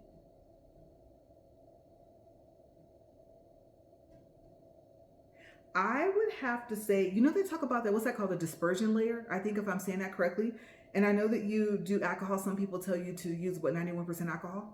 Don't use anything less than 90. I don't know if that's true because I've never tried to wipe off a dispersion layer. I just kind of let it dry, or if I'm like, nope, I'm just going to put it back in the lamp and cure it again, right? So yeah, it all depends on what you want to do. I don't know if like you're like, no, you have to remove that layer or else you're gonna get like a fingerprint or something on it. But with their products, I've noticed that I have not had to do that. And so I probably will just cure my hand again for another 60 seconds and then go from there. And if there's still dispersion layer, obviously I wouldn't leave it after that. I will go ahead and do the alcohol. Okay, so let's do some comparisons. I'm reading this right now in my mind. So this is regular gel polish, and I think it's in a classification of its own. It air dried pretty fast, and I would say to do a second coat. So let me show it to you dry, and then let's do a second coat of the clear while we're comparing the gel.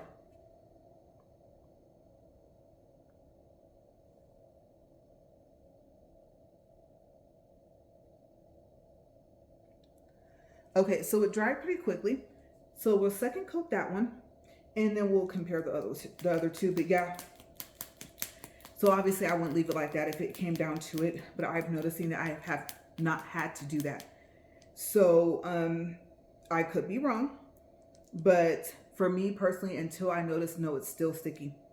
You know, I don't want to dry it another, 60 seconds.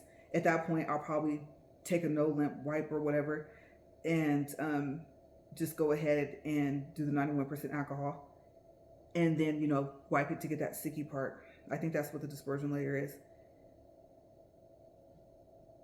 But I think that's what I'm liking about not polished products is that if the tip needs a little bit more, but this is just for video purposes, so we're gonna let that air dry. You'll probably be able to see it if I can get it close enough and get it clear where I need a little bit more on the tip. The color's there, it's just I can tell, but I don't want to put too much on there. Okay, so we'll let that air dry. But yeah, I have to say from personal experience, if there's another step that they're telling you to do, then I think for me personally, I think I'm going to listen. Okay, so I guess Super Base is back in. Luckily, I kept 2 bottles. I didn't remember which one was new, which one wasn't, so I didn't want to send that back. And I sent back the ones for sure that I knew I had just ordered, and I kept them separate. So that's why I exchanged and got 2 of the Dip It base. So this one is Manicured Lawn. This one on your right is the gel polish by itself. The one on your left is the gel polish plus the Super Base. And vote. I would have to say, if that was the floaty pieces of some of the powder, if it was going to be smoother, which one do I like more? Because I think I can't remember if I actually painted this one twice.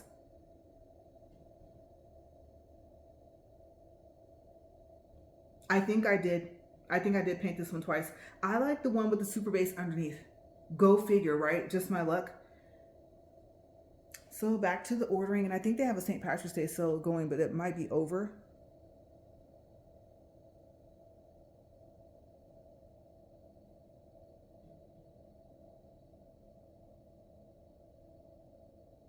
Yeah, so my vote goes for the one with the Super Base underneath. So I won't say it presents a problem because I have some left of the ones where I didn't even want to question did I use it or not. And I see why she told me to put it first. And I don't know if that will help make it even a smoother surface. So me perfecting my technique of smoothing the top when it's all clear powder, especially since I'm not using monomer anymore, and then being able to get that super base on there. Maybe that I don't know if it does a self-evening type thing. I know that Young Nails, I think if you look at some of their videos, they talk about some of their products, I think, or some of the top coats I have a self-evening, what would you call that? I don't want to say, that's not the word I'm looking for, but you know what I mean? Like it's, some of their, I believe, top coats have that extra added part in there.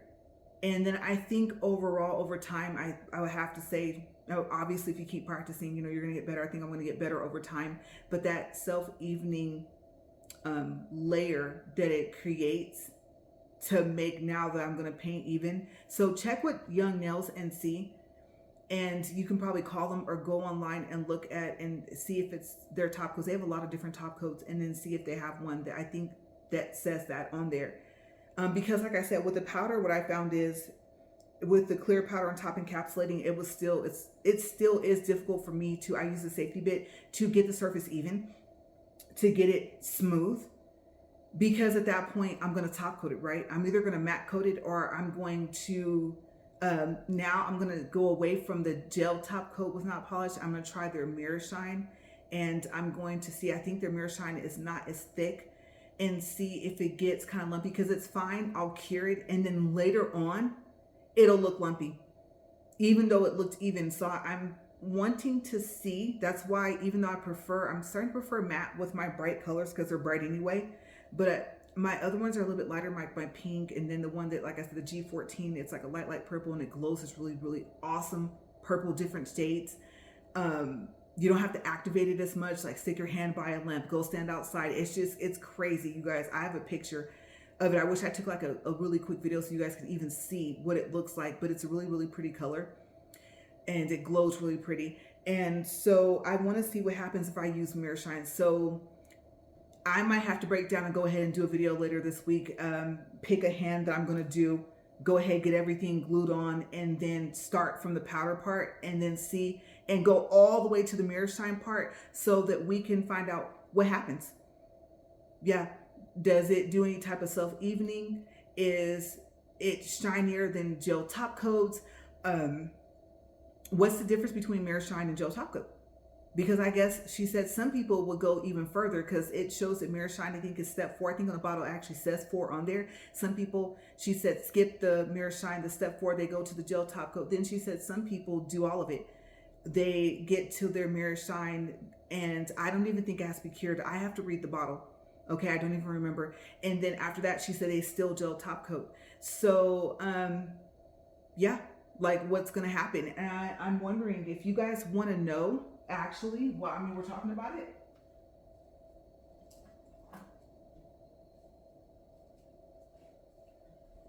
First bottle I picked up, I didn't even, wow, got pretty lucky. Okay, so on here, there's some warnings, there's some ingredients. It says for professional use only.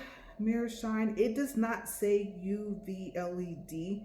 Don't quote me on me saying that. I remember her telling me that you do not have to put it in a lamp for it to dry. You might go to the website and it might tell you something completely different, but it's Mirror Shine. And I don't know if you can see that. See the 4? Okay, because like I said, I believe their activator, I think, is monomer in a bottle, and it goes 1, and then your step 2 would be your dip it base. There's a 2. You can't see it because I got this from the store, so they put their price sticker on it. And then your 3, I don't even know what 3 is actually, because I have 4. I don't have 3, and so I don't know. I don't know if that's the polished part. I don't know if that's where, you know, the powder part, especially if you're using this, you're probably doing the dip method. So maybe step 3 is your powder. And then your step 4 is, do you want to do your Mirror Shine, or do you want to matte? Okay, so yeah, I know you guys were with me for a while, but like I said, I was trying to cover, like, okay, what about people that use monomer? What about people that like the clear polish underneath? Because like I said, the color stains their nails. They agree with you, and then, you know, there's only so much soaking and so much drilling you can do, and you want to be careful with a drill with your natural nails, right? So I was like, well, what about people that are doing the dip method? Am I going to make a video where I actually dip maybe like a swatch in the powder? I don't know. Will I have to cut it? Unless I go in at an angle, and I see like with people's regular nails at the shop, they go straight down really slow, right? So if I were to use a swatch stick, am I gonna have to cut it, make it look like a coffin just because of the length? Because maybe there's something about it going straight down slowly versus going in at an angle. Maybe that's a no-no. Maybe something like, well, I just, go in and then it just gets wherever you put, your dip it base. Or if you use base from some other company, some of you might say, no, you're right. There is a reason why they go very slowly straight down into the jar when you saw them doing your friend's nails and when you were going to a shop. So there might be a method to the madness, right? So, yeah, but I will have to say that that super base makes the difference. I mean, the only thing I can think of, the only thing I can say is if I were to, because I wasn't going to do it, but I'm so curious, is it simply powder remainder? And this might be not a good idea if I want to do this. Oh, you know what? Remember that swatch stick I was going to throw out? It caught it out of, yeah, not peripheral, actually looking straight at it. I've been talking about it the entire time. Gel polish on top of clear powder. The only problem is the stick is not marked like that. And I don't know if the acetone will actually, because I think this one, I'll probably have to take a whole new one. Yeah, that was not a good idea. Okay, so what I was trying to do was clean this off and get the powder off of it. But I have more. The one thing I did do from, let me close this, this is really strong. Actually, it's not too bad. It's not worse than what I've smelled before. But we might as well, you know what? Let's do a little bit more swatching, you guys. Okay, curious. That's gonna have gel polish on top. I may be able to take alcohol and get off the, what do you call that? That permanent marker. It might not be dry enough just yet. I might be able to remark this one. And this would go in my collection. Yeah, it would. Okay, so let's get the gel polish here. Because I need to know an idea. And I think you guys want to know what happens. Painting that on top of the clear coat. And then I did say, we're going to do it. We might as well go ahead and let's go for it, you guys. Oh, that one doesn't look good. I think because it's been in the bag. I have a whole nother thing, but yeah, from Amazon. That's why I was saying I ordered one and it came with 100 swatch sticks. 50 per bag. Let's see, let's examine that one. You know what? If we're gonna do it, I might have to go get one from the bag that didn't have any powder in it. Well, I put my super base swatch ring in there. I know it kind of, maybe that's a good one. We'll mark them after. We're gonna do just gel polish with this one. I know I said I was done, but no, I'm not, because, and then I can actually do this off camera too if I cannot get the writing off. But I need to practice. It's already prepped, might as well. What happens?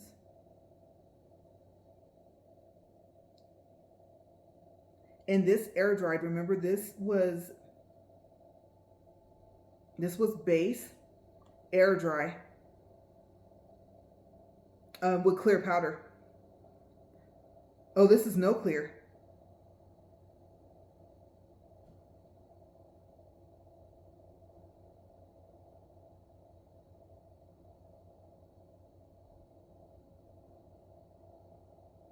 Something's on there. Let me wipe my brush off. Not bad. So if you use no clear powder and, oh, it's marked wrong too. Scratch that. I remember that was one of the problems, right? I did the exact opposite of what I said I was going to do. So this one does have clear. I have to, yeah, I'm gonna see if I can get this off. If not, I'll just redo it off camera. But this one does have clear powder. I was just looking at it. And then this is air dry, and this is with base coat. This is not monomer. So this is what it looks like. This does have clear powder underneath.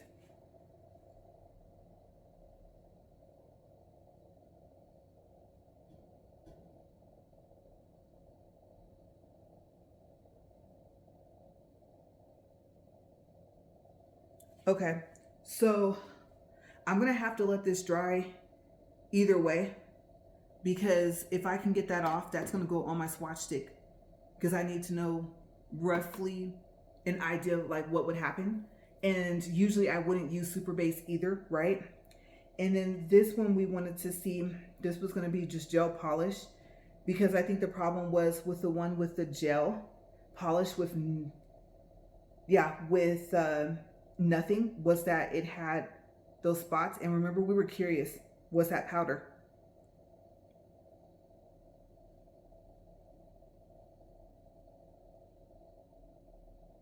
We'll do one coat.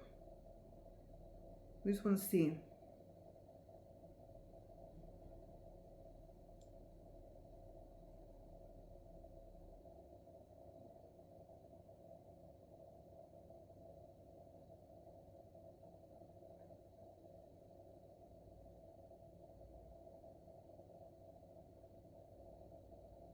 So good thing I did that, because something is definitely on my brush. I don't even want to put it, I didn't want to put it back in there, but something's on there. I'm gonna have to take the acetone and wipe it off.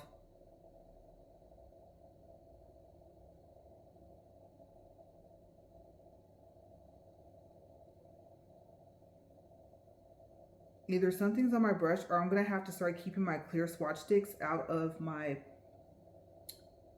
I don't know. I'm probably gonna toss this one, because I wouldn't do this without clear powder underneath anyway. But yeah, I'm gonna have to take my clear swatches out of that ring and start keeping them separate, and then just find a place in my train case. Okay, because look, same thing.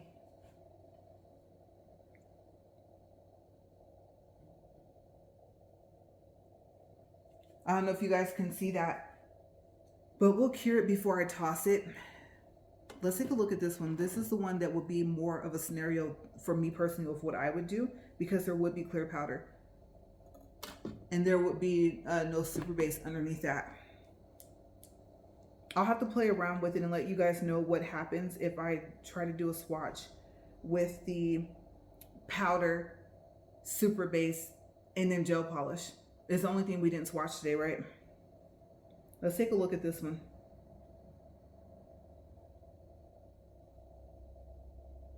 I don't know if you guys can be able to see what, well, that light's affecting what I can see here, because it's shining from underneath.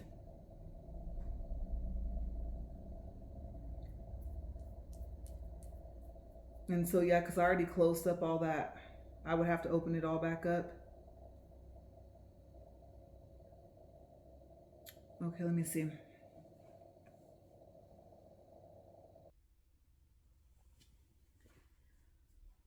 Okay, so I just did a lot off camera, because I know you guys have been with me for a while. This is probably the longest video that I have, but I thought pausing is so great with the camera. Okay, so what I did was, like I said, I was curious. I want to see a swatch of what it would look like, something close to what I would do. Okay, and maybe some of you might do this as well.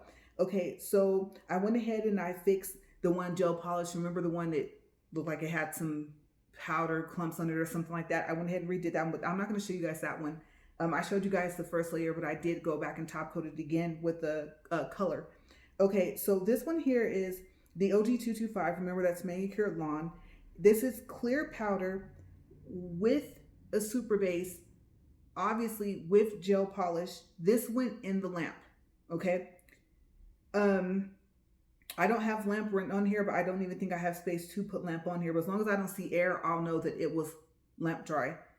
Okay, this one here is the gel polish with the clear powder underneath, of course with base coat, the dip it, right? Air dry. And I have to say, that I like the one where it's the clear powder underneath, it has the super base, and then it has the gel polish on top, and then it went into the lamp. That's the one on your right. Okay, so before I show you them, what do I like about them?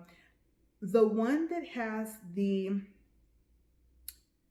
well, it all depends on how the light hits it. The one that has the super base under it, I was going to say it does look like the color itself came out brighter, but I think it's all to do with lighting.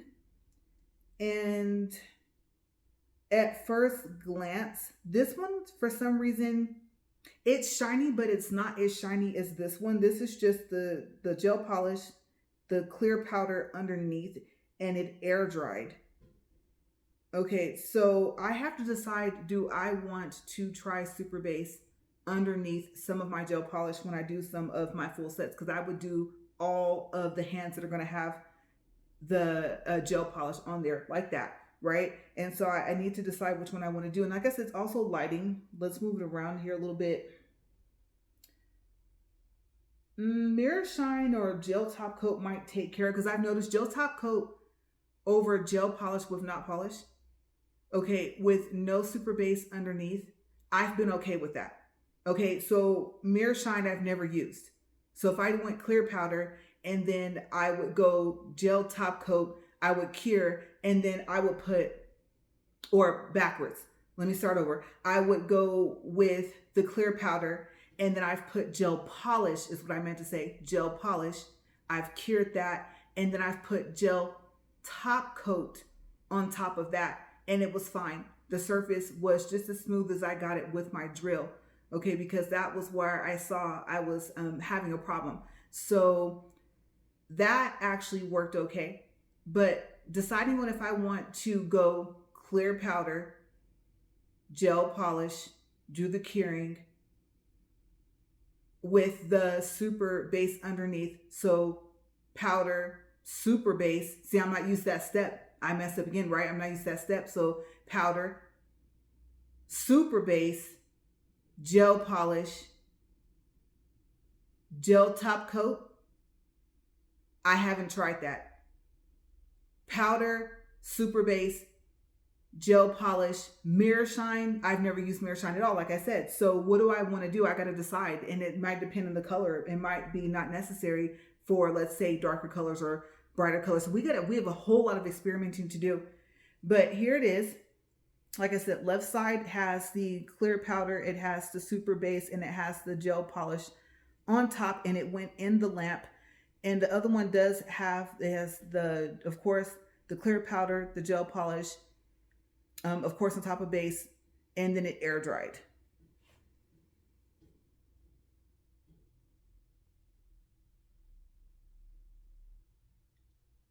So from what you can see is that they look kind of similar. And like I said, it all depends on lighting. And if I were to polish this again, which I think would be the third time,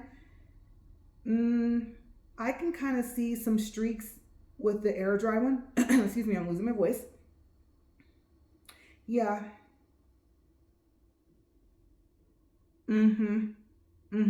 Yes, this gel polish with the clear powder underneath, air drying it, versus having my clear powder, my super base, and then my gel polish on top and putting it in a lamp. This surface is smoother. So this is probably the route I'll go with maybe all of my polishes. So I'm going to have to reinvest in super base. But like I said, for now, I have 2 bottles left, which is good because one is super full. And the other one, I guess, is it's so crazy. I don't know what happened. I don't know. It can't refill itself back up, but they both feel pretty full. And one of them I was running out because I was doing literally full sets with super base, not knowing that it wasn't for powder, right? It's for polish, for gel polish. So yeah, now I promise you guys that is it. But let me know, like, what do you guys think? Do you like the OG228 Porsche? Okay. And like I said, a quick look is with clear powder underneath. Of course, it's going to look better if you know what you're doing, right? If you got good at making the beads and everything like that. This is if you're like, no, I don't care if it stains. I can get it off. I know what to use to get it off my natural nail. I don't use clear powder underneath my colors. You're gonna get more of a see-through look, right? Like I said, that's OG228 Porsche. And then you have your OG225 with the clear powder underneath. Have to do some smoothing out, or you might be just good enough to where you don't have to. Like I said, super surprised myself with this. This is no clear powder underneath. This is with monomer, and I love bright colors. I would ask you, like, which one is your favorite color between the two, but to me, they're not opposite, but one is like in a neon class. So I would want to compare and maybe swatch something neon versus this and see which one. And then some of them look kind of similar. Like I know that M100 is it's called lime bling or something like that, super lime bling or something like that, and it looks somewhat similar, but I think it's greener. And Manicured Lawn is a little bit more on the yellow side, and that's why I wanted it. I wanted, like, one, I want a neon yellow, just period. Two, I like the yellowish green. And the other one, M100, if I'm saying it right, it's like a greenish yellow, but it's more green. So maybe I'm saying those backwards.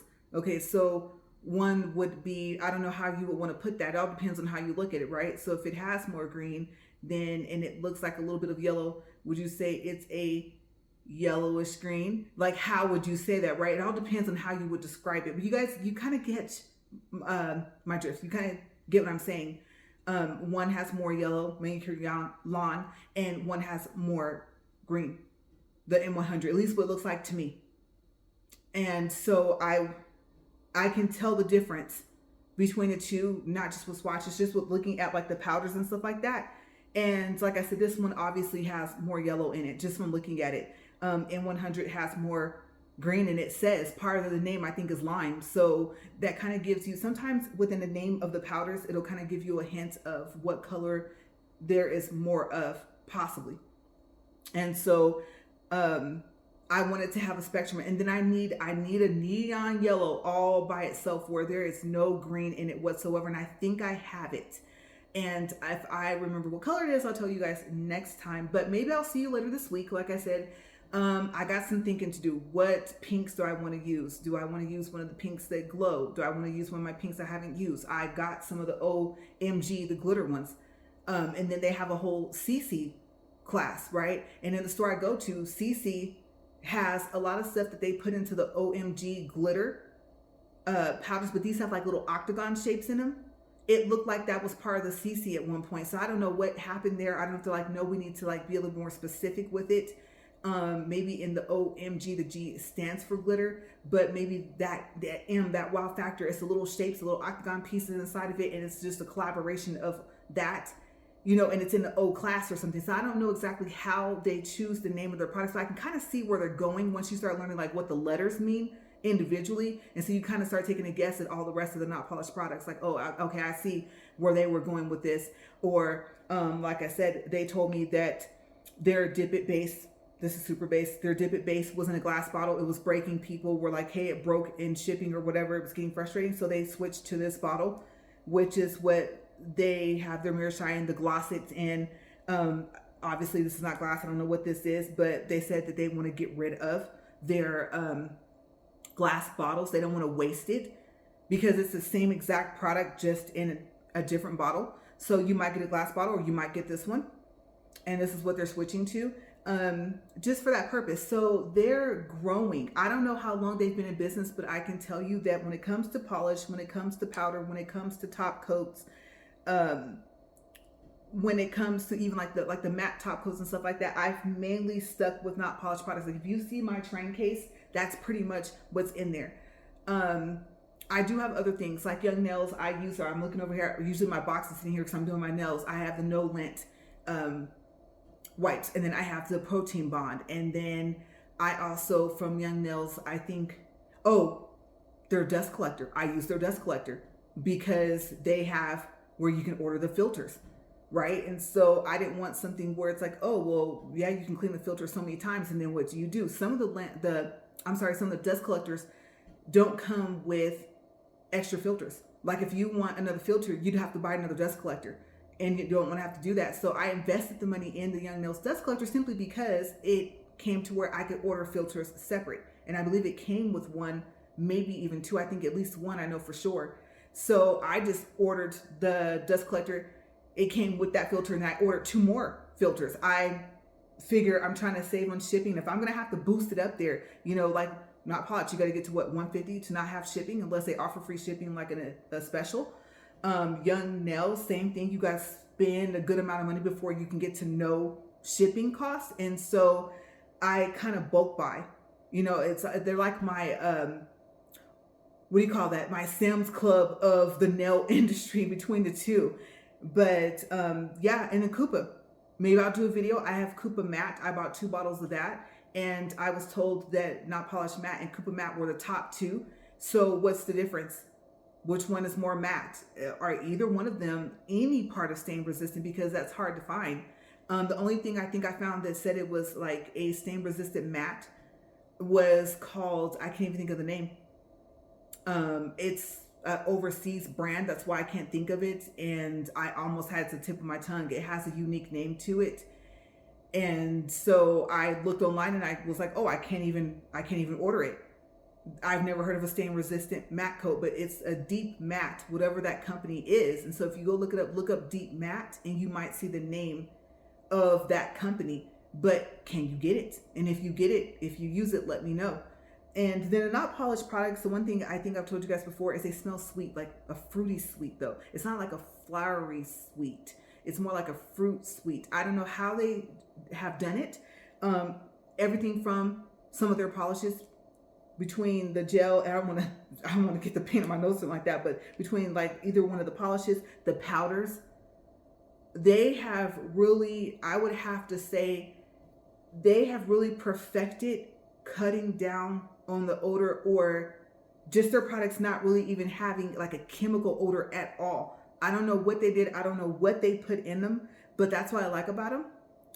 And so I think I'm going to stick with them. To have to like learn, okay, it's D&D gel polish. Is it thicker than not polished gel polish? And do I want to use regular polish for D&D, and do I want to use regular polish for not polish? Like, I don't feel like going through all of that. I was told that not polish was a very friendly product for beginners, and I am finding that it is true, but it's just all about the knowledge of the products. So ask questions, call, text them. Like I said, they don't answer the phone right away, then they leave a message, they call you back, or text them, and just ask away. Okay, find out. I mean, you never know. Will I ever do a video with the step 1, the activator? I don't know, because if it's monomer in a bottle, my thought process is, if you know this, let me know. Is it runny like how it is when you take the monomer and pour it into your dampen dish? Is it like that? Is it a little bit thicker slightly because you're going to paint it on as if it's coming out of a polished bottle? So if you use the activator, the number 1, let me know if not polished. And then if you guys want to see more swatches, I'm thinking I do have swatches of the glitter that has the little octagon shapes in it, and I have not swatched them with monomer. I'm trying to stay away from monomer because I'm thinking if I get good enough with it, I'm at a crossroad. What do I do? Or does it depend on the powder? Do I say, oh, I prefer how it looks with base because I'm going to matte it anyway? Or, oh, this one, like I said, this one came out really smooth, but can I get my skill perfected because I want to put clear powder? I always want to have clear powder. Do I want to dip it base, clear powder, and then maybe dry it in a lamp to see if it helps it dry faster, right? Because it's not curing it, because it doesn't need a lamp. And then monomer my color powder. Like, what do I want to do, right? So there's different techniques. Would it work? I mean, you would think if you start with monomer all the way through the process between your clear powder and between your color powder, I mean, if you do, like I said, dip it with your base with, dip it base with your clear powder and then monomer your color, what happens? Do you get a smoother surface? Do you get a lumpy surface? So do I even want to go that route? Because I was trying to, and it's strong. Like, even when I don't, I guess you can say get a headache. But like I said, usually I already have one, or usually I already have a migraine. Okay, but on those days where sometimes the not polished monomer didn't bother me at all. Like I said, there was a couple of days where I got lucky. I mean, it took me hours and hours to do my nails, and I was fine. I mean, it smelled strong in here. You could literally smell the fact that I had monomer in here in that little dampened dish, but I was perfectly okay. So those days, I'm gonna say I cut it down to I was gonna have a headache or a migraine anyway. That was just actually gonna happen. It could have been I didn't eat soon enough. It could have been I didn't have enough water for the day. It could have been anything, because if the monomer was doing it, then why didn't I get a headache every time, right? So I've been kind of looking at it health-wise, and the dust collector. I don't know, it's left up to you. I'm just saying, you guys. It helps, and I do notice that in the colder seasons, the colder months, it's a little cold. Our tile floor is all tile throughout the whole house. That might have something to do with it, but I have noticed. I'm like, whoa! If I do a video in the winter and I want to use my dust collector, I can't have on the heater, because the heater, the AC, and the house fan sound like a jet, right? Like two jets, and it's super loud, and it's gonna keep going on and off, right? And it's gonna mess up the video because it's gonna be super, super loud, right? Then I'm gonna have to bundle up, because I don't know. Even though it's kind of sucking air in, overall, it seems like there's kind of a little bit of cool air releasing maybe from the sides. So I've dealt with that, and I've been gauging on that, because I have to keep reminding myself, use your dust collector. Use the dust collector. I'm not saying not to use a mask with your dust collector, but I keep telling myself, use a dust collector. And I have not used a mask except for maybe once or twice, and that's before I even got a dust collector. That's before I even thought to have one. Okay, so I started off seeing them in the tables, and then I started off seeing them where it wasn't in the table, it was portable, and then I just went from there. So like I said, I do a lot of research. If you have a question, please let me know. And then if I don't know, I don't do the whole fluff sugarcoat thing. If I don't know, I tell you I don't know. Or if you don't hear back from me, that's because I'm researching your question to get back to you. Okay, and then my notification maybe have came in the next day or the day after, or a couple of days later. Okay, so if you're like, I really want to know, I've been searching, Lorraine, I cannot find the answer. You said you do a lot of research, maybe between the two of us, just come back and check, because I think it notifies you when I answer back, right? I'm here for you, because I want to be here for you the way I'm here for myself, and we're learning together. So this is my first time doing this. This is my first time doing that with nails. My first time doing this with nails. I don't ever see myself becoming a professional nail tech, but this is what I'm experiencing from my own personal experience, just trying to do my own nails. So it's a learning process. It definitely takes a lot of practice. It definitely takes a lot of learning. I don't want to say you have to watch tons of videos. Sometimes you have a skill and you just pick it up like that. But the patience is where I'm trying to find the patience and the focus. It takes a lot of focus. So if you see someone doing their nails and they're not talking to you, for me personally, if it was me, don't take it personal, because it takes a lot of focus. And then even though I wrote on these sticks, you saw the minute I wasn't reading them, it's like, oh, okay, we did a lot of swatching, so let me make sure I read this, even when I redid some of these. So yeah, but I would have to say, and you're like, if you're wondering, okay, so what would be a suggestion, for cost effectiveness? Because if you saw my train case, you'd be like, you should just become a tech. You have enough stuff, like literally, you have enough stuff. I hate to say it, but I could probably, that's so sad to think about that, but I could probably not be here existing anymore, and still I would have product left. Yeah, I don't see myself running out, because you're not going to use the same color every time, the same powder, the same polish every time, right? I would say trios. I go to Not Polished website, and I personally look at their trios. I think it's like $23 or something like that. You get your powder. Sometimes you get a 2 ounce of your powder. You get your polish, and they just stick with the 15 ml, which I think is standard. It says it's 0.5 fluent ounces. So from what I've seen from Not Polished, all their bottles for polish, whether it's regular polish or gel, it's the same size, it's standard size. So you're not going to order and get this teeny little bottle and then wonder, like, what am I supposed to do with this? Especially if I'm a nail tech, like, and I do other people's nails, right? So I like the size of their products that they give you, okay, and then the quality. But I can honestly tell you, for me personally, my personal thought overall of Not Polished is that you're paying for quality. And yes, the bottles and packaging is pretty, but you know how they say you get what you pay for? Some people might say, oh, Not Polished is too expensive. I have to find a dupe for it, or I have to find, I don't know if you can say like replica. If they're, I know replicas and dupes go into clothes, but I don't know if it crosses over into nail products. But you know, your Amazon finds, you're like, well, this costs $12, and like you said, you pay $12 for your duos, but you know, I found a powder for $12 and you're paying $20 or $15, depending on what you get. It might not even be the matter of, it could be like what collection you're in. Are you in the OG or are you in the glow? Glows, they haven't made a glow polish. I don't want to say they won't, but I'll just say yet. If they plan it, I don't know.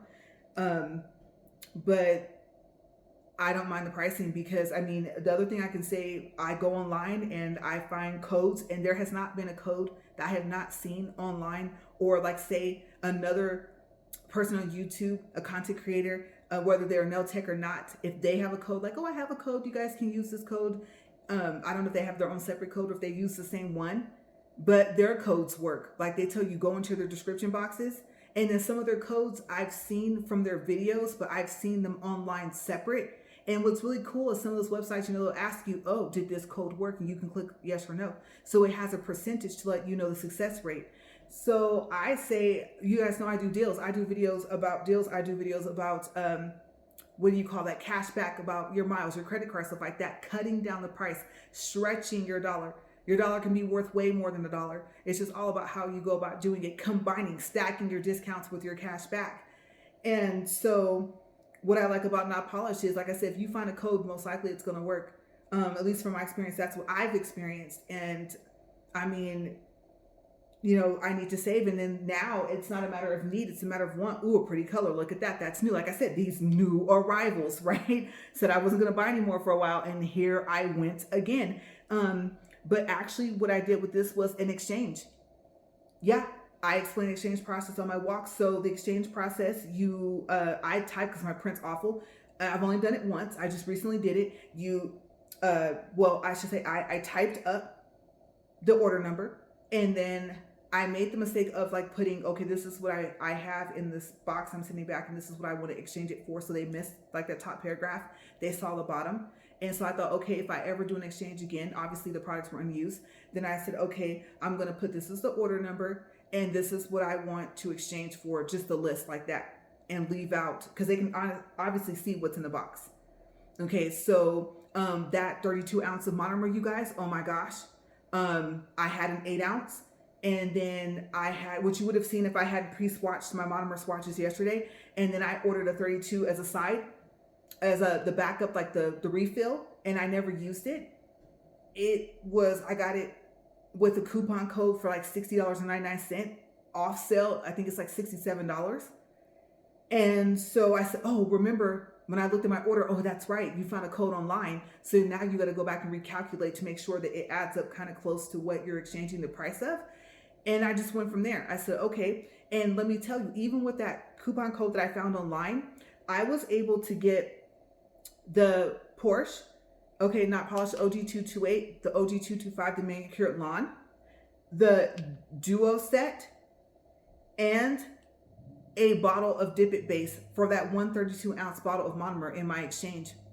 Yeah, and then if you're going to ship monomer, ship it FedEx ground, because they're getting really strict on highly flammable liquids being in airplanes. So FedEx got this paper like, hey, these are no-nos, but FedEx ground is what you would do for monomer. And I don't know about any other flammable liquids. I just know that if you come across that and you're like, hey, I'm going to do the dipping method like you did. What did you do? How'd you send back your monomer? That's what I did. And Not Polished, the representative, same representative I think that I talked to most of the time, they told me about the difference between super base versus Dip It, the Dip It base, and told me about the mirror shine and stuff like that, you know, introduced me to that, because I've been seeing it, wondering exactly like what it was, and telling me like, oh, well, you know, I wouldn't use super base anymore for powder. You need a stickier surface. Was also the same one that told me, okay, well, for monomer, FedEx ground. And I just listened to that and I went from there. So yeah, but I'll give you an update on my lamp. What are they going to say? I got to go back, and I have the box. I think the warranty card. I'm going to go look at that, look at the receipt, see when the date was, and see if it says on there, on the card, how long I had, and then call them and ask them if there's any suggestions. I also clean my lamp when I pause as well, and so see what they say. I can't remember. I honestly I don't remember how long the warranty was for. And like I said, 3 bars to nothing to it shutting off. And I had 3 months of where I didn't even, use it. So total of 3 plus the 2 and 2 I've been practicing, that's what, 7 months? Should they have done that? I listened to what it said about charging it up overnight. Like, I followed the instructions from the first time I charged it. And so me having to plug it up like that, and like I said, I checked before I started recording. I'm positive I saw 3 bars. So what are they going to tell me? I don't know. So later this week, if I do record me doing one of my hands for my Easter nails, if I have an update on this lamp, then I will let you know, because I'm telling you guys, I'm kicking myself, because in that EP Beauty store, the last I saw, the lamps were on sale for $159, and that is a lot, especially if you're not going to be a nail tech and have clients. But I wanted quality. The other lamp was 20 something bucks. It was questionable. It was still sticky. It wasn't dispersion layer. It wasn't even cured all the way. I sent that back to Amazon. As pretty as it was, it just did not get the job done. And I said, I need to perfect my skill. And if the lamp has anything to do with it, the quality of it, I need that to matter from the beginning, especially if I did decide to go professional. So I said, I'm not going to cheap out like I did the first time. And I got lucky that I was still within the return window, or else I'd have been stuck with that lamp. What do I do now? Right? I mean, I could have sold it like new, but I mean, that's just too much of a hassle. So I utilized the fact that I still had a lot of time to return it, and I just went ahead and got rid of it. And I was stuck with no lamp, and I was like, what do? Went home, went to the nail store, was in like nail store heaven. They're called City Nails. They have 2 locations, one small, the bigger one in Bakersfield, California. I don't know exactly like where it is. I haven't been in there, but I saw pictures. It looks massive.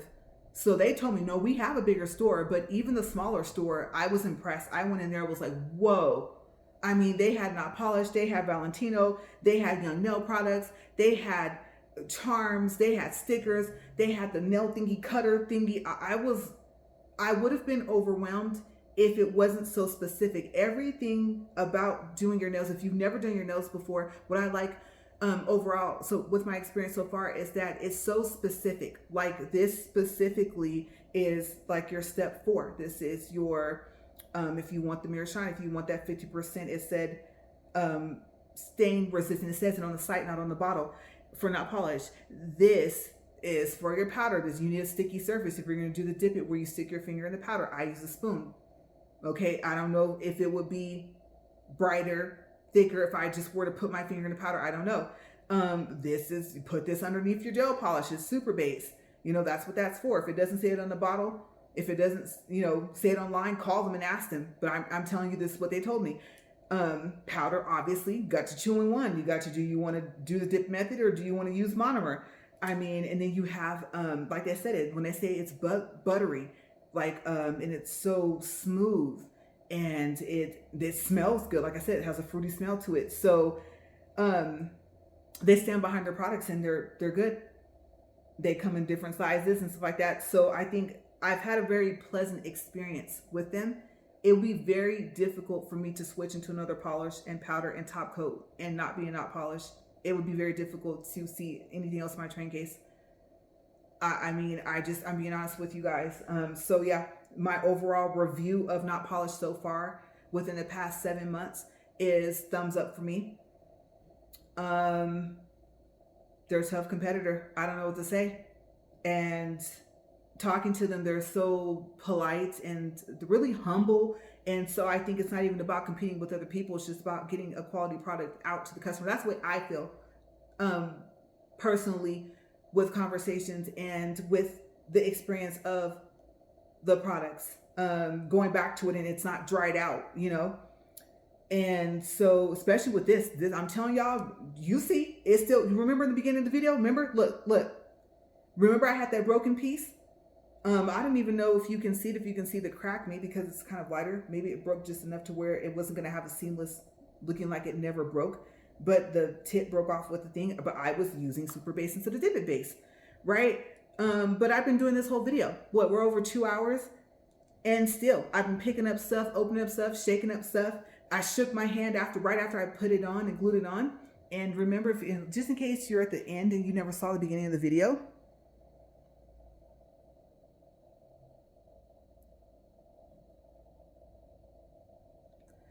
See, my middle finger, saw that crack? Yeah, it wasn't even like my real nail. That's the other thing. My natural nail was still there. It was still at the length where it had grown out. Literally, that piece, if I were to pop it off, it's just the tip with powder on top. So even using super base on my natural nail, the powder was still on there. Sometimes it comes off altogether like it's a press-on nail. I just glue it right back on. Yeah, and now I was thinking, nail glue dries out, and it dries out at the worst time, right? You're like, not right now. I need to glue this back on, especially if I just did a full set, or especially if it's at the time of, it's 2 weeks later, now it's time for a fill. I did the fill, it popped off, but it was still so new, so close to a full set. I like cutting my nails down, making them short. I don't like keeping my nails with a full set. And like I said, the whole piece comes off. I mean, it's not that it's grown out a lot, especially if it's within the first 2 weeks of a full set, just glue it back on, but glue dries. A bottle of Dip It Base, Step 2 Dip It Base is now in my purse. And they wrap everything. That's the other thing. Their packaging, they've really gotten that down. You might have to cut the box open that your products come in, but that's good. Then they put the little popcorn thingies in it. The pink one's so pretty. They wrap it up in pink paper, says not polished on there and read it. And then this. I literally just took these out of here, came out of the box. Okay, so how you, I don't know if they show the box online as part of the packaging, but there's the box. Like I said, polishes were in the box and they were still bubble wrapped. And this box, hear that? That's not a thin box. Okay, it's not glass, but if this is plastic, it's pretty thick. So just the quality of even the way they ship their products, the way they're packaged from when you get them in a store, and their consistency. What you get online is what you get from a store. Okay, so remember, I've gotten not polished products from 2 different stores, from 2 different cities, from 2 different states. Okay, they are over 1,000 miles away from each other, and what you see is what you get all the time. So consistency with them is what I like. Like I said, I don't work for them. I don't know them. I don't have a discount code from them. We pay for everything that you see here. Okay, there was nothing that was free here on this table, but I'm willing to pay because overall the quality, the quantity of what you get, the new colors that I get to kind of play with. And then, like I said, me being a beginner and it being so user friendly, it's just now just focus on getting my skill down. So I say if I could give them, say 1 out of 10, I'd give them a 20. I just simply would. But yes, I've went on about Not Polished Enough. I love their products. I do. I'm going to have to tell you, if they went off a commission, let me tell you, I've probably covered a couple of their bills, but I mean, I don't mind getting what I pay for when I'm paying for their products. I'm going to find out with the lamp and see what happened.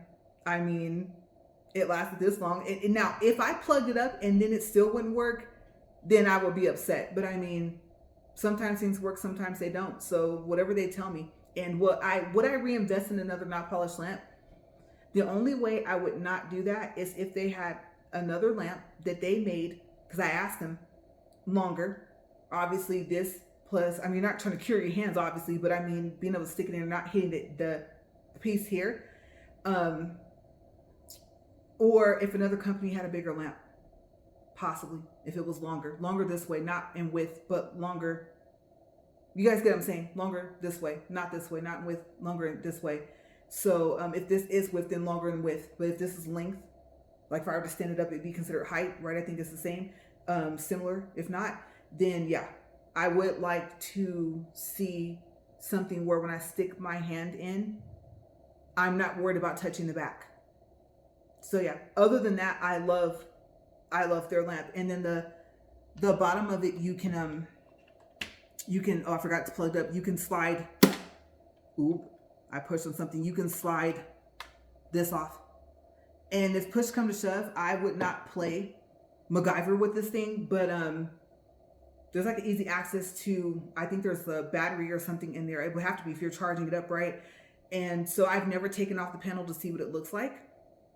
But if you're one of those people where you're pretty mechanical, right? Pretty techy, I don't know, a cross between the two, whatever you would need to not electrocute yourself. It's not funny, but you know what I mean, to not hurt yourself. Of course, you're going to do it with it off. But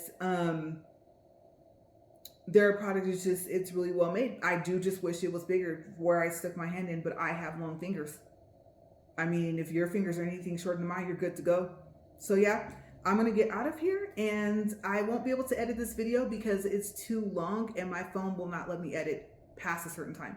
So thank you for watching. I hope you guys enjoyed the video. I hope you guys enjoyed seeing all these swatches. I know we did a lot with just 2 different colors, but I mean, they have some more new arrivals. Check out their website and see what you like and let me know. Like, is there anything, if you really, really like me, like, oh, I'm diehard fan, not polished, yeah, you know, is there any other company where you're like, you know what, if I had not used one of their polishes, I would not even have known. They're just as on point.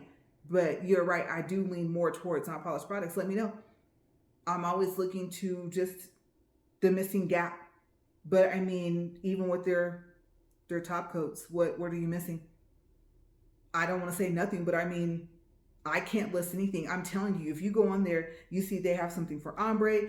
They have so much. And then who would have thought of that? If that is the monomer, the activator, monomer in a bottle, like a nail polish bottle. I haven't seen any other company do that, but I'm new to the game. So you guys have a great day. I will see you guys later. I'm avoiding trying to go out there and go walk. I gotta walk on the treadmill. Yeah, you see my walk videos. I don't do them every Saturday anymore. I don't record every day anymore with them either, but I'm being lazy. But I am, that's why I'm dressed like this. I'm just gonna change my hat if it's cold out there, put on my beanie, but I'm still talking because I'm trying to avoid it. Let me get myself out there and stop being lazy. All right, you guys, stay safe. Bye.